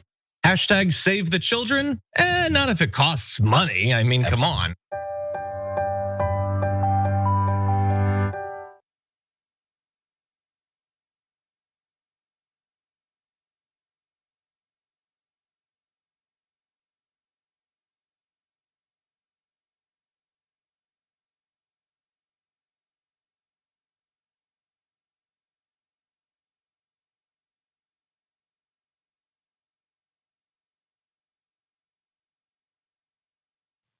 Welcome back to Indisputable. Good to have you. Let's go to some of these comments. We got a lot of them. I will read as many as possible. All right, TYT member Celeste says, love your show, doctor. Glad I found you. I'm glad we found each other. All right, Biden flavor corn pop. I want to find the real corn pop, by the way. Give him a government job at the White House or something. In 2021, a workplace supposed to be modern and modernized, letting the N-word proliferate. Of course, y'all know who and what Elon is. Top-down people. Yep, top-down management. Elected miscellanea. So on top of being a rich a-hole, Musk also runs a company with rampant overt racism, allegedly. The US government should take back the billions of dollars they've given to Tesla and SpaceX, yep, let's not forget SpaceX, and use that money to fund anti-racism initiatives across the country. Good idea, actually. Okay, cray souffle. If anything terrible would have happened to AOC on 1/6, all of her so-called colleagues would have sent thoughts and prayers and would have had candidates ready for the special election to fill her congressional seat. You're damn right. You are absolutely correct. YouTube super chat, non-human humanist. Elon Musk money comes from his father's wealth, who also invested in emerald mines in Zambia in 1980. I wonder what kind of work environment was there. Mallory McDonald, thank you. Okay, here we go. Kelly O'Hara, San Diego is hot as hell, so I might as well keep cool and watch Dr. Richie take racists and Karens to school. Hashtag stay frosty, hashtag stay indisputable. I love it, thank you. Forbesilla, so much love sending towards AOC, heart, beautiful, thank you for that. Okay, Twitch, Aximom, woo, being on indisputable, he is. Fat guy named Tiny says Tesla investigated and fired the 2 black guys that complained and 1 token new white guy that didn't have tenure. Amazing. Robert 1007. I love this show so damn much. Name and shame these. I can't say that because we're on linear TV now. Okay, already changing stuff. All right, next story. An All Lives Matter guy cuts off and harasses a woman that has a Black Lives Matter car flag. Here's that video. Y'all see him flashing his lights right now at me on my ass. Flashing his lights.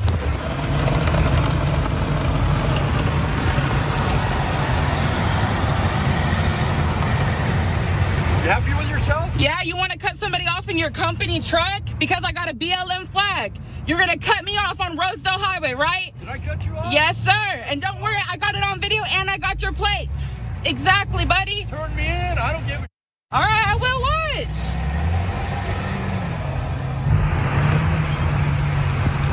Yeah. Hey, sweetheart. All lives matter. Put this on YouTube. That's Don't why be you tried driving cutting around me off? Bakersfield That's why you tried cutting me off? If you don't Pull fucking over, like baby. it, Let's all go. lives Pull matter, over. bitch. What's that? All Why are you so lives. mad? So he said that he would like this to go on YouTube to report this. And so we are going to oblige him on Indisputable. The ally, her name is Erica Harris. And Harris who according to her Twitter bio, is an organizer of 661 Voices Heard, an activist group in California, okay? Social media users identified the man as Brenton Rocky, owner of Shafter, California-based Rocky's truck and trailer repair. Let's put up a picture of this guy. Okay, that's him. That's the owner of the company. That's the guy. Now, let's put up a picture of the original Google business profile because he said we can do this. There you go. That's the picture of the original Google business profile. You see the address, you see the phone number, and it seems like since the videos have gone viral, because there are a few here, they've updated some information. Here's one of those updates. Rocky's truck and trailer repair, all lives matter. Auto repair shop, Shafter, California. Permanently closed, ladies and gentlemen. Permanently closed. The website link for the company even goes to this article on International Business Times. So if you go to the site, here's what pops up. All lives matter, B word. Yeah. Their Facebook business account has been removed as well. And listen, here's the thing, ladies and gentlemen. I'm just trying to accommodate what he told this young lady he wanted to happen. He said he wanted this to be on YouTube, check. He said he wanted to be reported, check. Let's put up the profile of the business again. Let's do that. Just want to make sure everybody caught it. There you go. All right. Ben, what are your thoughts here? This man, all lives matter guy. I don't mind that you're an all lives matter guy. I don't like the phraseology because it stands against Black Lives Matter, but you have the right to say it. But it seems as if people that are all lives matter are also saying that nobody else's life matters, especially black folks.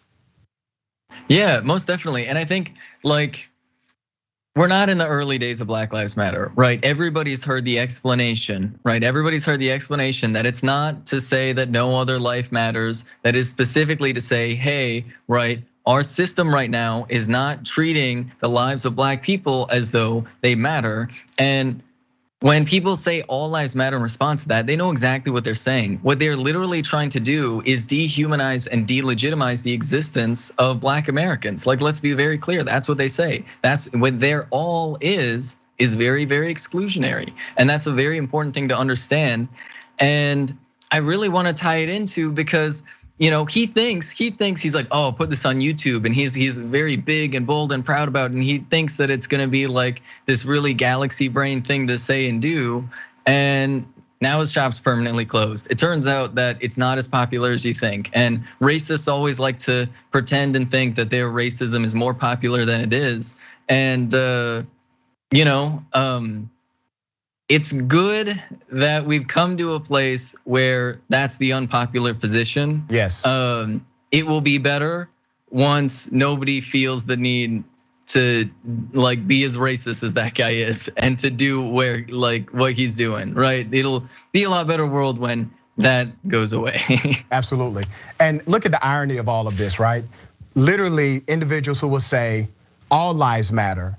They say that because they would also proclaim that no particular color, no particular race should matter more than the other. That's what they say, right? They don't understand that all lives won't matter until all black lives matter first. And if all black lives don't matter, all lives don't matter anyway. So that's number one. Number two, the same people that say all lives matter are the same ones who will say blue lives matter. Wait a minute. I don't hear the people say all lives matter when somebody is saying blue lives matter. You see, the problem is with the word black. That's the problem. When you say blue lives matter to an all lives matter person, they have no problem with that because the color is blue. But when you say black lives matter to an all lives matter person, This is the kind of racism that you get. Very unfortunate. Okay, shifting gears. Ladies and gentlemen, an anti-masker male Karen goes into the wrong grocery store. Hey, I wish a Karen would. You want to call the police on them for having a barbecue on a Sunday. I feel free! Back off! I'm going to tell them there's an African-American man threatening my life. Get the hell out of here! No one wants you here! Get out. Even customers that get out. It is illegal. Don't get on my customer. Don't touch me. My customer. You're being aggressive to us right now. You need to get out. Go ahead. Get out. Did you try to get out? This is my customer. Every customer complains. Because of you. No. I don't. No. Every customer complains. No. You want to get out. Get out. Don't do dirt. Every customer complains. You want to hit me? Go ahead. Go ahead. Hold the police. Get the hell out. Why are you yelling at him? He assaulted me. No, he didn't. I saw the whole thing. I saw the whole thing. Get out. No, he didn't. Trash you. You're the one that doesn't want to wear a mask right now. We're all wearing masks. Every customer complains. You want to go to her? Go back. Get the out. Trash. Now, Devin, that's how you run a business. Before the video, this male Karen actually took the shopping cart and rammed it into the manager. So if you look at that video closely, you will see the shopping cart is turned upside down, which prompted other individuals to start recording, as well as others in that store to start saying, you gotta go, okay? This incident took place at the Arcadia, California location of the Korean American grocery chain. The clip starts as the unidentified maskless man is getting in the H Mart manager's face. The white male refused to leave after the manager said, you have to go. He then yelled at, threatened to sue, rammed a grocery cart into the manager, and the list goes on and on. Obviously, this guy went there in order to cause problems. Now remember, once again, this is an independent, for-profit establishment. This is a company. They get to say things like no shoes, no shirt, no mask, no service. They've always been able to say things like this. But all of a sudden, individuals who feel so strongly about mask mandates by private companies will go to this extreme, commit acts of criminality because they don't want someone enforcing their own rules for a store that they own. Ben, what are your thoughts? I mean, the first thought is really, there's no doubt in my mind that this guy has a Blue Lives Matter flag somewhere in his house somewhere, and yet somehow can't follow a simple rule. It's almost as though, like what we were just talking about, there's some sort of inherent hypocrisy in the Blue Lives Matter statement where they seem to think that laws don't apply to them. But also, I mean, like goodness gracious, right? He came there to cause like trouble. Like does he even normally go to that grocery store, right? I think that's like a really relevant question to ask, right? I think you said it was specifically like a Korean grocery store. Does he seem like he's going there on a regular basis? Why isn't he doing this at Walmart or Target, right? It seems, I don't know. Obviously, I can't get in this person's mind, but there's just 1,000 thoughts that come to my head. And I think any of us that have seen one of these anti-maskers have seen them all over the place and know how they normally operate. And the biggest thing that really frustrates me about these anti-vaxxers and anti-maskers is the whole like microchip 5G conspiracy, right? I got vaccinated and I still don't have 5G yet. And I'm really just infuriated. When am I gonna get that? It turns out I have to pay for it from my cell phone company and I can't just get it for free. Who'd have thought? Bummer, right? I mean, damn, that would have been a conspiracy that worked in your favor. Once again, it does seem as if this guy went there to cause problems. Obviously, if a store owner or a manager says, hey, we have a mask policy here, you are mandated to respect that, or you can just shop somewhere else. okay? That's how this works. Shifting gears. It's strike number 4 for Marjorie Taylor Greene. Her latest Twitter suspension, ladies and gentlemen. They are reframing all of this as a badge of honor. She is one Twitter violation away from what's called a perma ban. Please, Black Jesus, let this happen. What is a perma ban? That means that you have been so extreme so many times that Twitter says you gotta go. So here's the latest thing that she is in trouble for now. Here's the tweet. The FDA should not approve COVID vaccines. There are too many reports of infection and spread of COVID-19 among vaccinated people. These vaccines are failing and do not reduce the spread of the virus, and neither do masks. A blatant freaking lie. Vaccine mandates and passports violate individual freedoms. Another lie. So it was tagged as misleading, okay? The tweet cannot be replied to, shared, or liked. Her account will now be in what's called read-only mode for 1 week, where she shared a user view screenshot on her Instagram page. We've temporarily limited some of your account features. And then here's that next one. It says, what happened? We have determined that you violated the Twitter rules. So we've temporarily limited some of your account features. While in this state, you can still browse Twitter, but you're limited to only sending direct messages to your followers. No tweets, retweets, fleets, followers, or likes. Your account will be restored to full functionality in 6 days and 20 hours at the time of that post. Why? Why is she going to be restored at all? Period. Why do they keep playing games with these individuals who are leading others to their actual death? Twitter is not off the hook on this because they send some damn warning. No, you know exactly what this rhetoric is doing. And you know exactly what the conclusion is when people like this remain on your platform. Okay, Ben, what are your thoughts here, man? Should they just go ahead and let her go? I mean, honestly, yeah, like it's been countless times. I mean, seriously, right? Between like defending the insurrectionists and literally putting people's lives in danger by lying about the vaccine. I mean, the most frustrating part is, right? I was talking about mRNA vaccines a year ago, 2 years ago in grad school. That theoretically, they're like supposed to be a safer type of vaccine from a theoretical conceptual level. And this is the first one that we have. And they're poisoning the well of the future of vaccines and mRNA vaccines, which could be groundbreaking technology for the future because they want to score a few political points that literally put their own voters in danger and that are putting like families in danger. We've already lost nearly 1 million people here in the United States. And it's just shocking how shameless these Republicans are. But what's even more shocking is how institutions like Twitter keep giving them this fake credibility. I mean, when did Marjorie Taylor Greene go to med school, you know?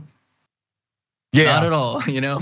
Right, so this has now become a new thing, by the way, where those on the right, those on the Christian conservative right, they're saying, to be banned is a badge of honor. So here's the game they're playing. They're trying to get just enough suspensions to keep them on the platform, but just enough to fundraise to their base and say, look, they're trying to silence us. Now, they will likely not go the next step, right? They will go right at the edge here, claim to be a victim, fundraise a bunch of money, and then get out of trouble with the platform. And that's it. It's a strategic political game. And at the end of it is the life of somebody else who believes them. Yeah. So we'll see what happens.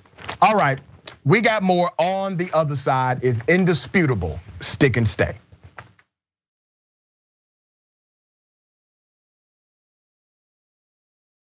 I'll predict right here for you, Chris.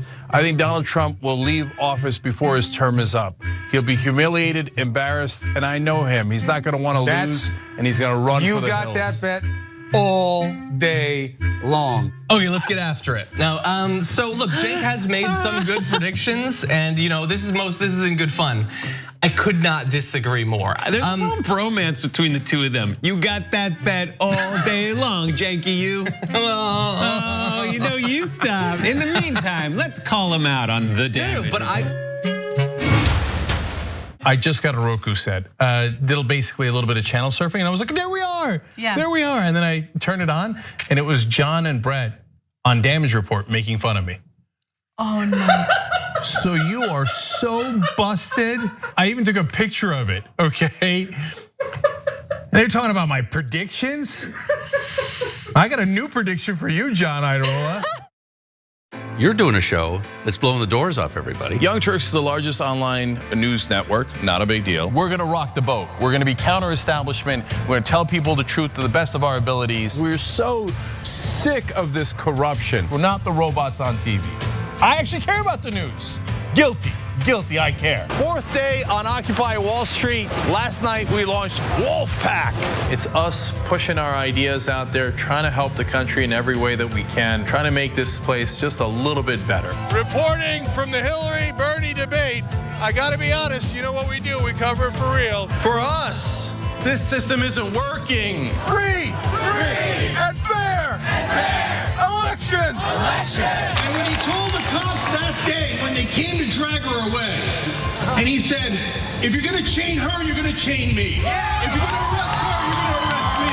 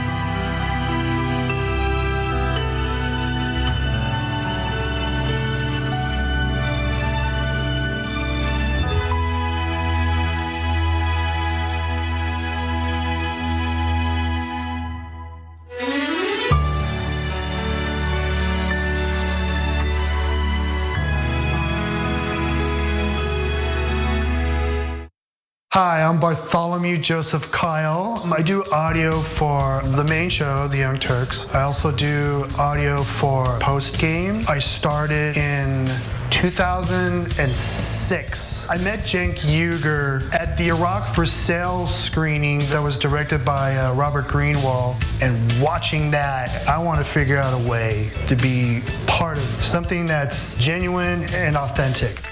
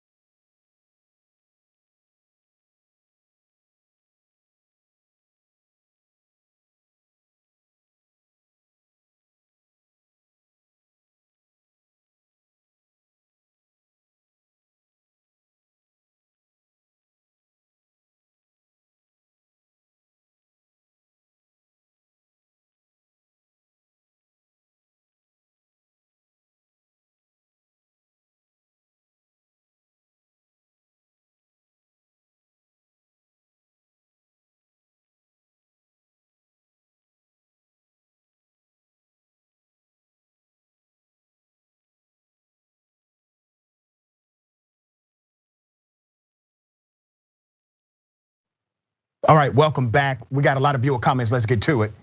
And thank you all for always joining the conversation. It's easy to do, so many ways to get it done. Okay, let's get it. TYT member. Mickey C, the silver-haired dragon, indisputable. That's what you are. Indisputable, though near or far. Indisputable in every way. Indisputable forevermore. That's why you'll always be indisputable too. Yeah, it's an old song. What do you expect from an old lady? I love it. I love it. It's new to me. Okay, thank you. Derek, Dr. Richie is fearless. I appreciate that. Thank you very much. Cray Souffle, keep up the good work. Marjorie, you're almost there. Exactly. We really need to encourage her to just stay the course here. Stay the course. All right? I agree. YouTube super chat, Jill Wagner. A man blocked my doors at a shopping center and waited. I approached, he berated me for a BLM sticker and Navy vet sticker. Isn't that what we fought for? Exactly, right? Made money in the building. These Looney Tunes mofos all need to go to the garbage. How do we have daily Karens? Auntie was about to get down though. Nice to meet you, Ben. Yeah.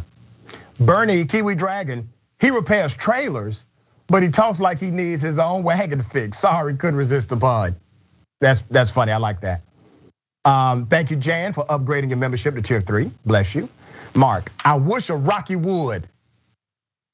Virginia Slim, I'm typing a trolling review as we speak. If you're gonna use your trolling powers, use it for good. Grandma Sunshine Dragon, this deserves a round of applause. Loving this. Yeah. Okay, Twitch. Is it Schling? Rocky counseled himself a victim of his own cancel culture. That's very true. He did it to himself, 100%.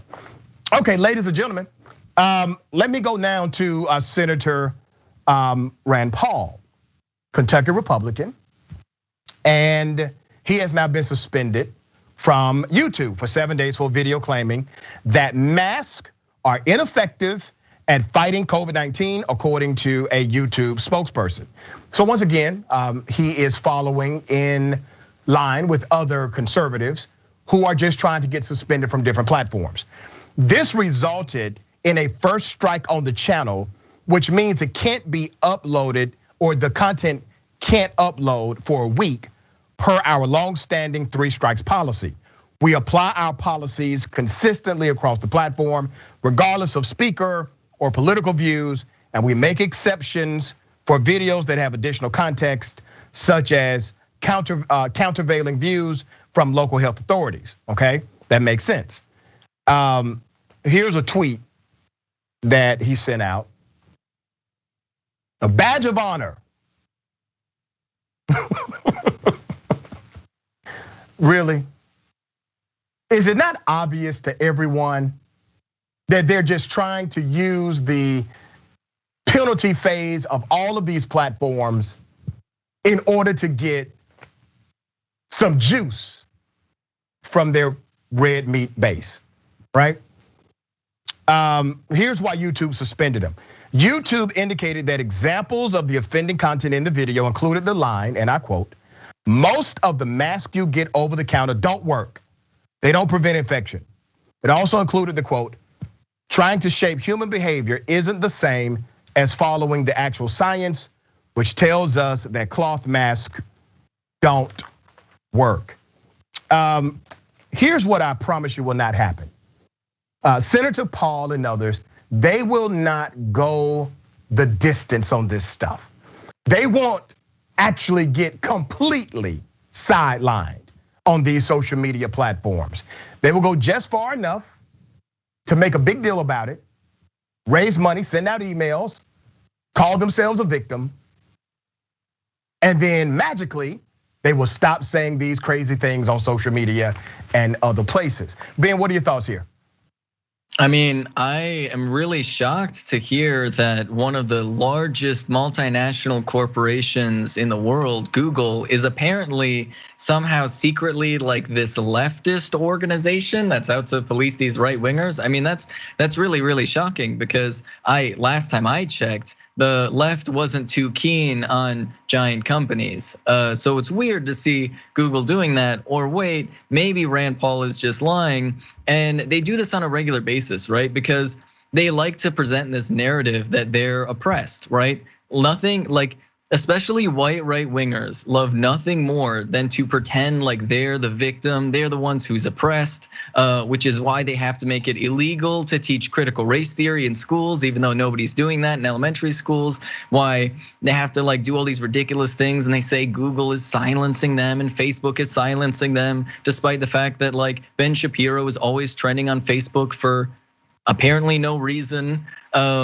Like all of these things, they just invent this like fantastical myth where they're the ones that are being oppressed while they're literally sitting in Congress. I mean, seriously, what percent of Congress is literally white men, and these conservatives are like spinning all this mythology? And so it's part of this fundraising, it's part of this overarching mythology that they're creating about themselves, where even though they have basically always been in power and have always had like overrepresentation because of the way the Senate is organized and the Electoral College, they still find some reason to say, oh, this is why we're oppressed. And they've gotten to the point where they're doing exactly what you're talking about, where they intentionally break the rules, they inevitably get suspended from a platform, and then they cry about it in their emails and beg for money. Yeah. And one of the great hypocrisies is this: you literally have a class action lawsuit being filed by Donald J. Trump and some other cronies saying that systemic bias exists. And these are the same individuals who will deny that systemic bias exists as it relates to historically marginalized communities. Just think about the hypocrisy and all of that, which shows you how much of bad faith actors they actually are. So when the narrative fits their agenda, of course bias exists. Of course systemic bias exists. But when it does not fit their political or their social narrative, it does not exist at all. Quite interesting.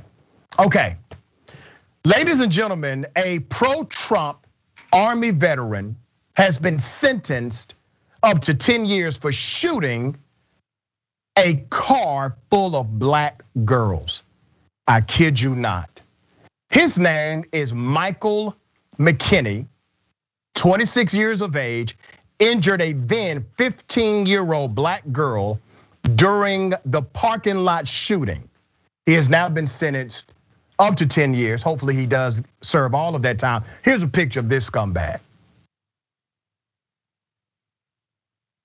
Michael McKinney, this picture is courtesy of the Polk County Jail. Here's some details, and keep his picture up. Here's some details. Michael McKinney, 26, of St. Charles, pleaded guilty in June to intimidation with a dangerous weapon and willful injury on December 6th shooting after a rally near the state capitol. That's according to the AP. Authorities said the girls in the car and rally participants were exchanging insults when the teenager's car was surrounded by Trump supporters. The car backed up, hitting a pickup. At that point, McKinney, an Army veteran who was wearing freaking body armor and carrying several firearms, shot into the car, hitting a then 15-year-old girl in the leg. He later told police he felt he was in danger and was protecting himself, according to court records. Wow. So this big bad Army veteran with hella gear, weaponry, body armor, he was afraid of a 15-year-old child. Well, that's the excuse he used. And remember, he has pled guilty to a lesser offense. He should be locked up for attempted murder, but he is not. Trumpers at the rally argued McKinney protected everybody at the rally. That's according to the Trump supporters they all took his side, even though he shot a 15-year-old black girl, okay? All right? Here's a quote from the victim's court statement. I believed I was going to die the day I was shot.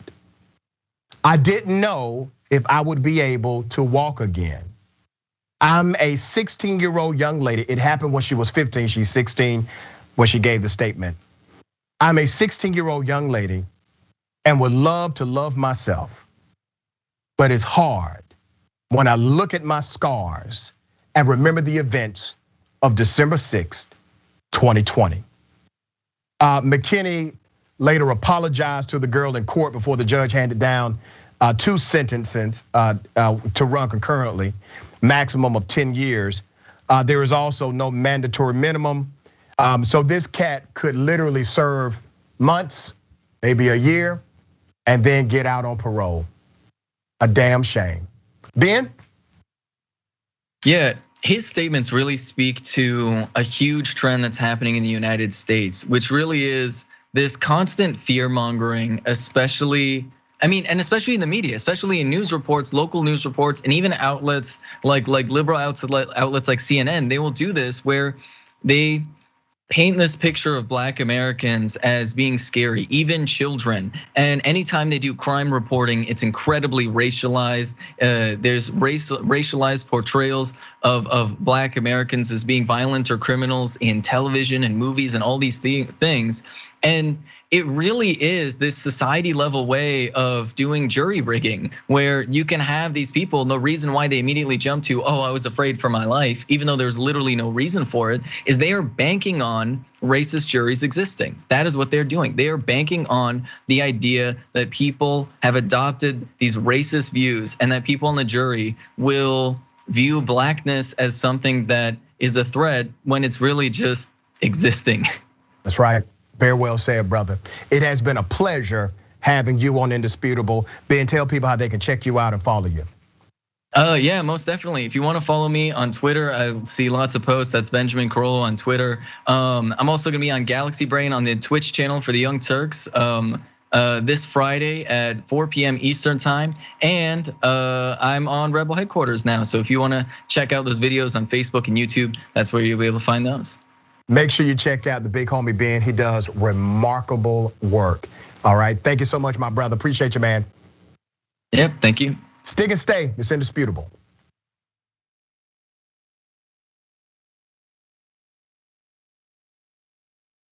You know, old school's pitched to me from Jake. It'll just be me, you, Jesus, Ben, and maybe Michael. And we're like, okay, cool. I can do that every week. As you can see, me, Jesus, Ben. When you make the order, it says, don't exceed $20.01. So I'll just order literally anything to get it as close to that as I possibly can. I'm sorry that I ordered $45 worth of food and got an email saying, sir, would you like to rethink that? What are you talking about? I was in hell. I was just like, oh my God, the theater's empty, nobody's here. Everyone on screen keeps fucking cursing. Why did I let this happen? And the whole thing looks like it was shot through a glass of milk. My mom's gonna be so mad. If you're looking for a heart attack, the short way, baby. Wrong. I did put mayonnaise on it. I'm the most in shape, overweight person you'll find. That's right. He was like, why didn't you answer my call? I called you 39 times. Yuck. But what makes you stop right before 40? You know, what makes you say, nah, man, I ain't doing that no more. I'm cool. And I called you back on the air. And I was like, okay, Kevin Smith, big shot. What the you said you'd come on and you didn't come on. I'm sure I took that very well. Yeah, you did. You called me back the next day and said, I thought it was 7 a.m. There's now deep fake porn. I don't know if you guys have heard of this. I heard of it. I just had some in the car. I'll tell you who I'm not Ben Mankiewicz. Have you guys ever felt that? Not ever. And now it's just the three of us. This is the intimate hour. By the way, the last half hour of this, we're not even rolling. Fair enough. Easily. See, I watch movies. I'm done with both of you. Once Craig starts laughing, I can't stop. And I was just gonna ask you about getting high, snoogans, snoochie boochies. And members, of course, you can get the whole damn thing. TYT.com, join and free trial. I'm old school with the old folks. Good. John, come back.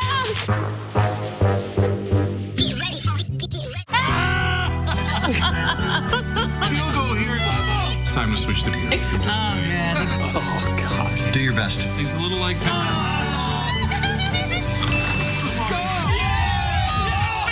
Oh. No one's happy now. Give him another try. Oh. Wow. This is the weirdest game.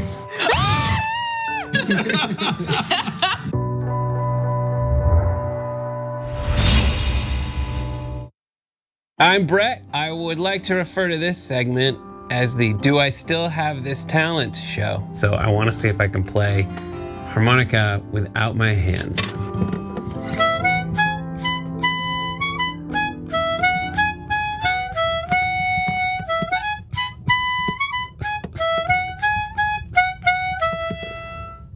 I don't know why I have that. Nothing's gonna be more impressive than that. I can also spin a basketball on my finger. While drinking. I'm gonna spin a basketball on my finger while drinking apple juice. You can do this, dude. It's also flat. I don't know if that helps or hurts. And it seems to be somewhat wobbly. Ta-da!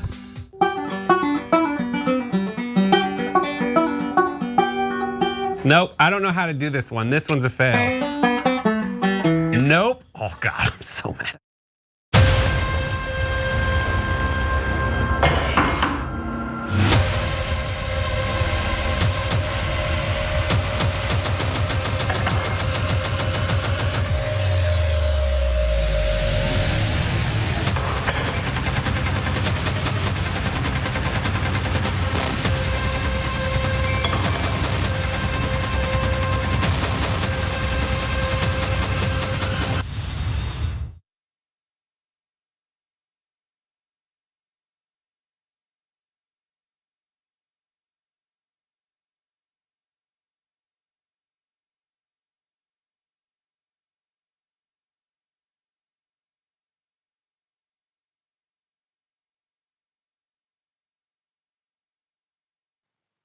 All right, welcome back. We got a lot of viewer comments. Let's get to it.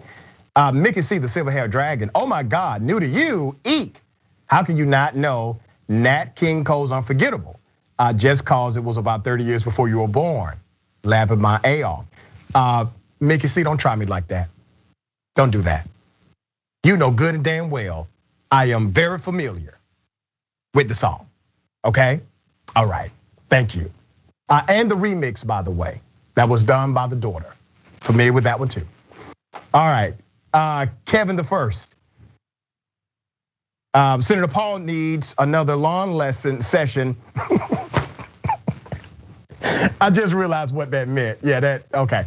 Another lawn session with his neighbor. Keep slapping them upside the head with the truth, Dr. Richie. Damn, I wish I would have had that. That would have been a real caring moment right there, okay? Where's a camera phone when you need one? All right, YouTube super chat. 31 Solati 579. Thank you. That was nice. Love from Mexico. One of my daughter's first English phrases, thanks to me watching too much of the bullpen, is get him, Richie.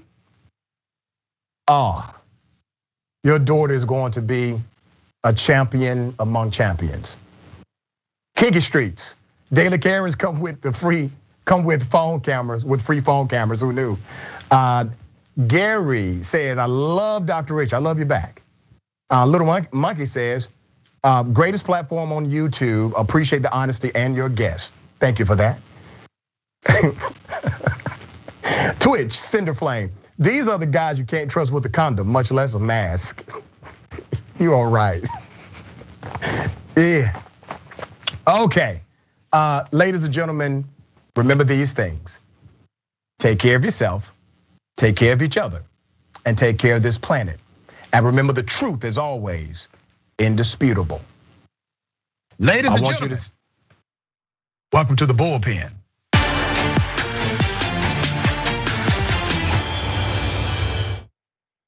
In the bullpen today, we have Carrie Sheffield.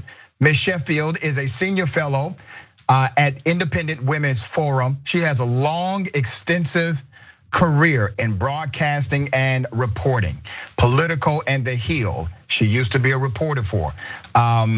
Look up her bio when you get a moment.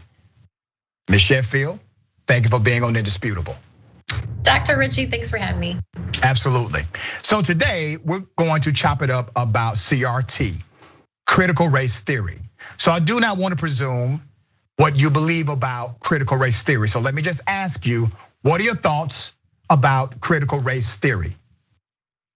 Sure. So I from the very get-go, I just want to say I very much agree that we should teach unvarnished, take no whitewashing of history, truth, honest reconciliation about what our history is in America. And it's true, we have done a horrific job of treating African Americans as slaves. We should not shy away from controversial history, by no means. So I want to put that out there first.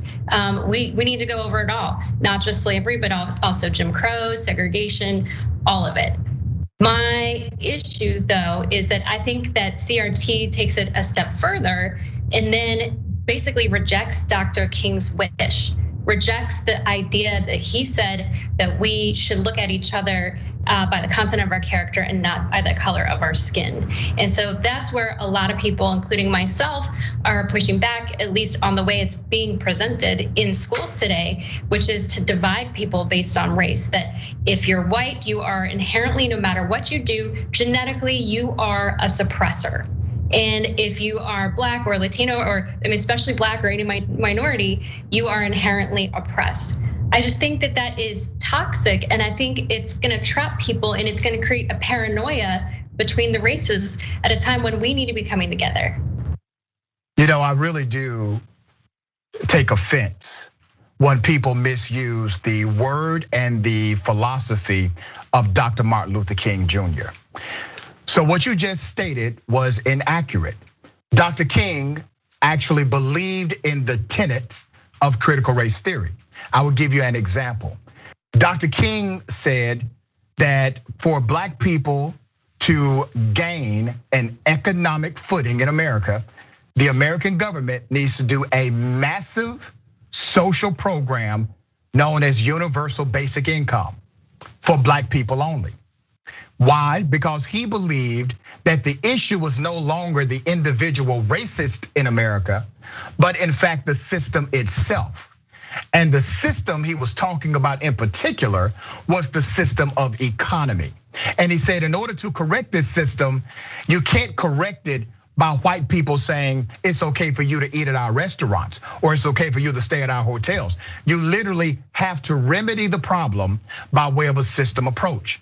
Dr. King also said in an interview with NBC after 1964 that his American dream had actually become an American nightmare. He also said, Ms. Sheffield, that he did not believe white Americans were as racist as they were.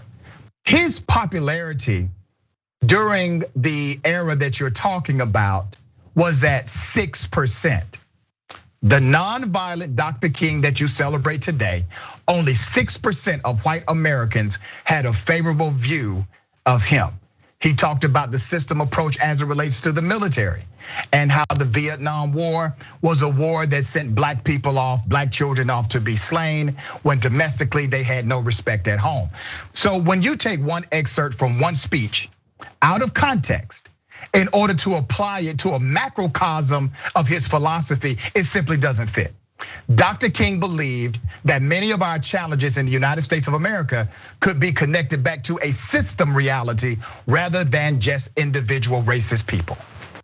Well, this is why I love having dialogues, and I appreciate you having me on your program to talk about this because, yeah, I agree we should absolutely debate. Dr. King is one of my heroes. I've read his books. The very last book, and I agree, you shouldn't just look at one speech. If you look at the very last book that he wrote, he delved into this question because you said that I am lionizing the peaceful Dr. King. He believed that until his death. He never believed in violence. He never believed in what we're seeing with the rioting and the burning down of predominantly Black neighborhoods by BLM. He rejected that explicitly. In the very last book he wrote before his death, he said that he was suspicious and he was angry and he disagreed. He said, I understand where they're coming from, but it's ultimately flawed. This notion of using violence to achieve your means. He completely rejected it. And that Ms. is Sheffield, And so I also want to. Okay, hold on, wait a minute, ma'am. In all due respect, Ms. Sheffield, number one, we're talking about critical race theory, number one. You just started a whole new conversation about protest, then violence that does not connect to critical race theory whatsoever. There's no connector there. But since you want to go down that rabbit hole, I can go down that rabbit hole with you. There is nothing violent. Absolutely, there are many. If you were to ask the BLM rioters, do you support critical race theory? There would be virtually zero people who would disagree with it. So absolutely, that the CRT was developed at elite universities, and it's been used, sadly, but to brainwash elite people to use their megaphones to perpetuate. Like, for example, I think I agree with you that there are white people who created systems that have suppressed Black Americans, and let me tell you who those people are. FDR, who created redlining in this country? It was a white liberal. So I don't give a damn who created it. If it's a racist policy, it's racist policy. But Ms. Sheffield, I have limited time on the show. I must address what you've said about violence, that Black Lives Matter, that they are somehow burning down their own cities. See, once again, that's the whole trickery that you all utilize in order to maintain your position.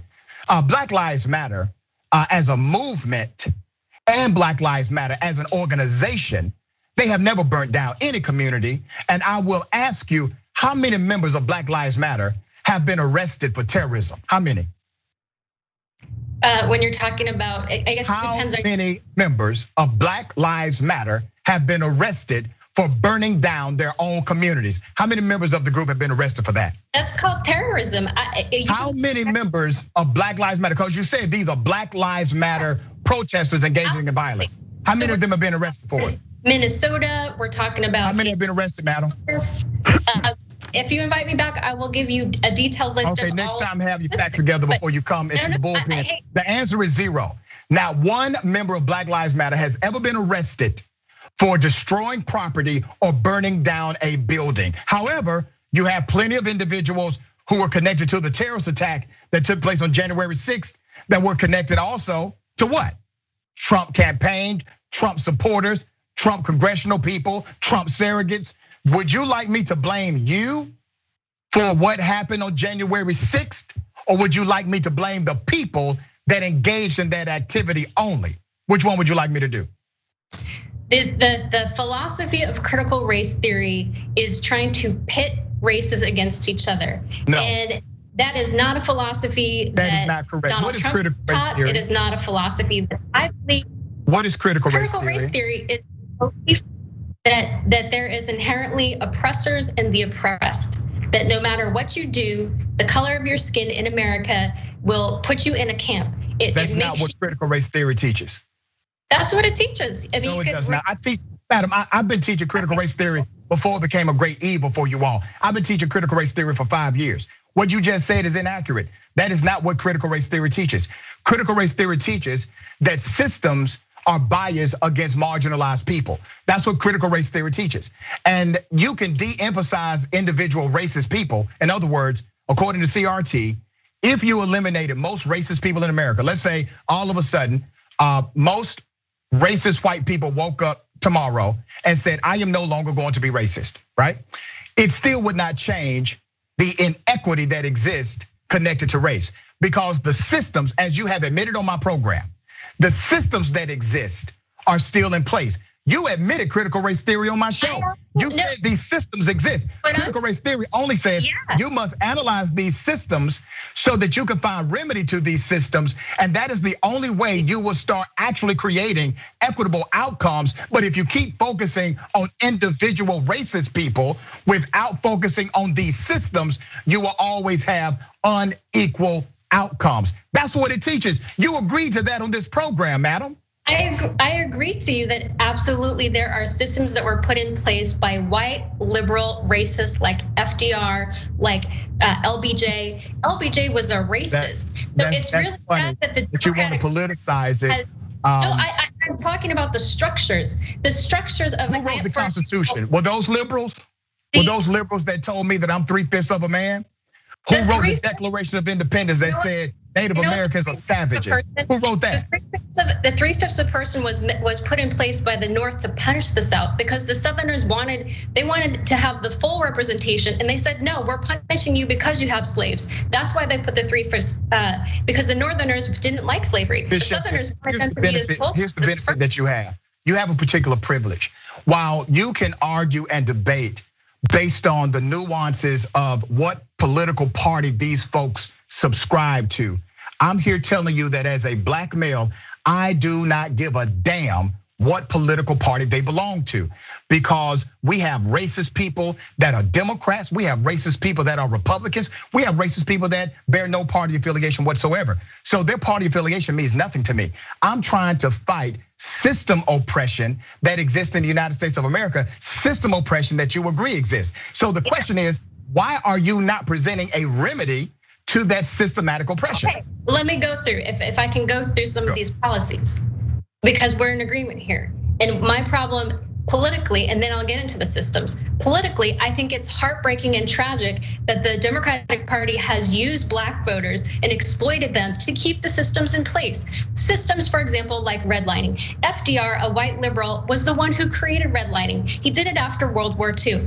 And the redlining is the precursor to what we see now, the system of rewarding bad teachers and keeping black and brown students trapped in failing schools. That was a system that was created by white liberals, and it's maintained by white liberals like Joe Biden and the leader of the National Teachers Unions. They're white liberals. Let me tell you another group in Hollywood. The Hollywood executives are white liberals. They donate to Democrats. They're progressive. They don't do. If you're a conservative in Hollywood, you are shut out. But guess who profits off the exploitation of black men and black women in Hollywood? White liberals. They're the ones who are creating the stereotypes of black men as criminals, of black women. They're the ones who profit all of this. So let me ask you a question. Let me tell you another system. Okay, let me, ma'am. I don't have unlimited time. You got to make your points and then allow me to respond. As I said before, I could care less about their party affiliation. I put my foot up a Democrat as soon as I will put it up a Republican. So you got the wrong guy for that. I'm an equal opportunity individual. So let's be very clear about what you're saying. Because most black voters, sadly, are not. They're being deceived by the Democrats. Well, let me explain to you why black. I'm glad you brought that up. Let me explain to you why most black voters do vote for Democrats. When you take an analysis over the last 30 years of Democratic presidents versus Republican presidents, unemployment decreases significantly under Democratic presidents, and it actually goes up under Republican presidents by 2%. When you look at household median income increases by roughly $1,000 per year under Democratic presidents, and it actually goes the other way, goes in the opposite direction under Republican presidents. Under Democratic presidents, access to higher education increases, more black people go to college, more black people graduate from high school, more black people are able to get involved in trade and skills that are paid for and subsidized through government grants and programs. The question would be, why would black folks not vote for Democrats when they win economically, socially, politically, and educationally under their systems or under their policies? That is the reality. Those are facts that black people historically win under Democratic leadership more so than under Republican leadership. Now, does that mean Democrats do it all correctly? Hell no. No, there are plenty that Democrats should do more of. But I challenge you to name one policy that has changed the outcome of black Americans in the United States of America that currently is being championed by a Republican. Absolutely. Well, if you look at the first 3 years of the Trump administration, because the fourth year was the wild card with the pandemic. For the first 3 years, and I believe this is why black men and black women both increased their vote for Trump from 2016 to 2020. That's a fact. Yeah. Not only black voters, Latino voters, and Asian voters increased their margin for President Trump. Because throw out the COVID year, because that was a wild card, a 1 in 100 year event. The first 3 years, we actually saw the record-shattering wealth for Black Americans, wage increase for Black Americans, business ownership for Black Americans. So the policies themselves that Republicans through the tax plan, and we know the businesses who were hiring these Black and minority workers, they said they credited the tax plan that the Republicans passed for them to be able to hire more workers. So that's a big thing. Another, you mentioned education. President Trump signed permanent support for HBCUs. Every year under Democrats and Republicans, they had to come back and ask for more. But President Trump ensured that that would be in perpetuity in place, that funding that deserves to be in funding. So there's that. And also on the issue of immigration, I spoke to the niece of Martin Luther King, Alveda King. She said that what President Trump was doing on immigration, that it was helping Black workers. He said that she said that protecting our borders, it's a human right. It's a human right for Black US citizens or any US citizen to be protected against illegal workers who are coming in and flooding the market with illegal labor that suppresses the wages. Allow me to respond. I will tackle the HBCU comment first. I'm a graduate of an HBCU. I lecture at an HBCU. You're incorrect about what Donald Trump actually did to impact HBCUs. Now, I will also say, to qualify my content, I will also say that President Barack Obama was no friend to HBCUs in comparison. All right, I will say that clearly, and I said it during his administration. What Donald Trump did was de facto defund HBCUs. He signed a proclamation that never got funded because he never fought for it in the budget. It never increased the overall budget of HBCUs. He then defunded HBCUs by proposing from the White House budget the elimination of something called the Federal TRIO program. Many people did not pick up on this because a lot of folks don't know what the Federal TRIO program is. The Federal TRIO program is a federal subsidy for what's called educational talent search and Upward Bound. Those programs are utilized in communities, primarily urban communities, where you have individuals who are trying to become first-time college students in their families. It is a lifeline between HBCUs and depressed communities all across America. He proposed to defund that program every single time, eliminating and reducing significantly the budget for HBCUs for that particular federal grant. That is a fact. Let me go to the employment issue. You talk about massive employment. The truth is the employment trajectory was moving in the right direction under President Barack Obama. And under President Barack Obama, you had more employment. It was a history record-setting employment increase under President Barack Obama, and Donald Trump maintained the numbers, but then something happened in the job market. The Trump administration started using what's called a U3 rating system rather than a U6 rating system to talk about their job numbers. Not many people discuss it. A U3 rating system says if you work for 1 hour in this one survey month, the administration is going to count you as employed. A U6 rating system provides context to those numbers and says, if you work 1 hour, we're not saying you're employed, we're counting that as 1 hour of contract work. The U6 rating system contextualizes the data so that you know who has a seasonal job, who has a job that pays the bills, or who has a job that is a contract job that really they're not working any hours. But they did a trickaroo. They used a U3 rating system and then decided to proclaim that they were somehow fixing the jobs economy, and they were not. Here's the other reality under Donald Trump. More Black people were having to work multiple jobs in order to make ends meet. In addition to that, household median income fell under Donald Trump, and also home ownership with African Americans fell under the presidency of Donald Trump. And Black people started to make less per dollar than their white counterparts for the same job with similar background and experience because the DOJ refused to prosecute open discrimination at major companies all across the country. So now you have Black folks that were making up to 80% on the dollar of their white counterparts. It dropped down dramatically because of the DOJ's policy. So that's not a win for Black people, but it is a way that it is the way that Trump used it in order to promote his numbers. Third, let's talk about immigration. I'm glad you brought up immigration. Brown folks are not my enemy. You see, brown folks have never been the enemy of Black folks. The number one job destroyer in the United States of America is automation.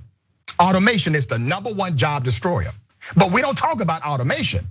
We talk about poor immigrants. Well, explain this to me, Ms. Sheffield. Explain this to me. The same federal law that says it is against the law to work undocumented in the United States. That same federal law has a subsection that says it's against the law to hire them.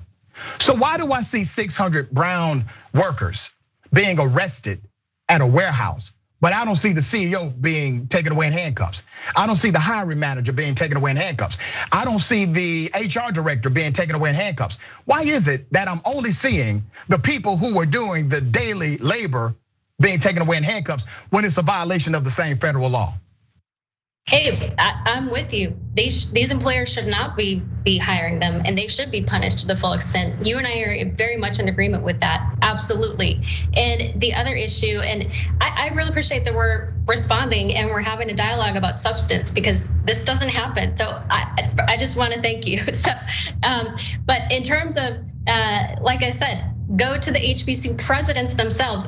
There was statement after statement. And so yes, there might be some specific issues that you took that deserve attention, but overall that you heard from the leaders themselves, they were very grateful. And also the voters themselves, again, don't take my word for it. Look at the Black and Latino and Asian voters who voted for Trump at higher numbers than before, in record levels for the GOP. And look, it's nothing to write home about for the GOP. They have a lot more work to do, but I want to talk about a few other policies.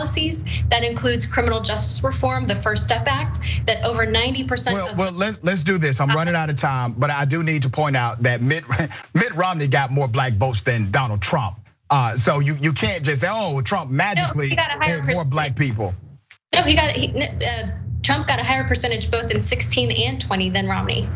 I checked that. I checked the data on that. Yeah, say that again. I wrote about this for CNN and other places.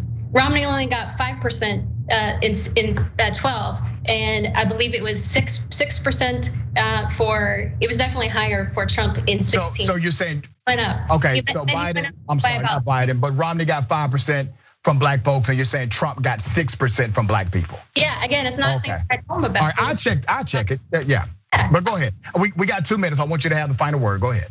Thanks, Doctor.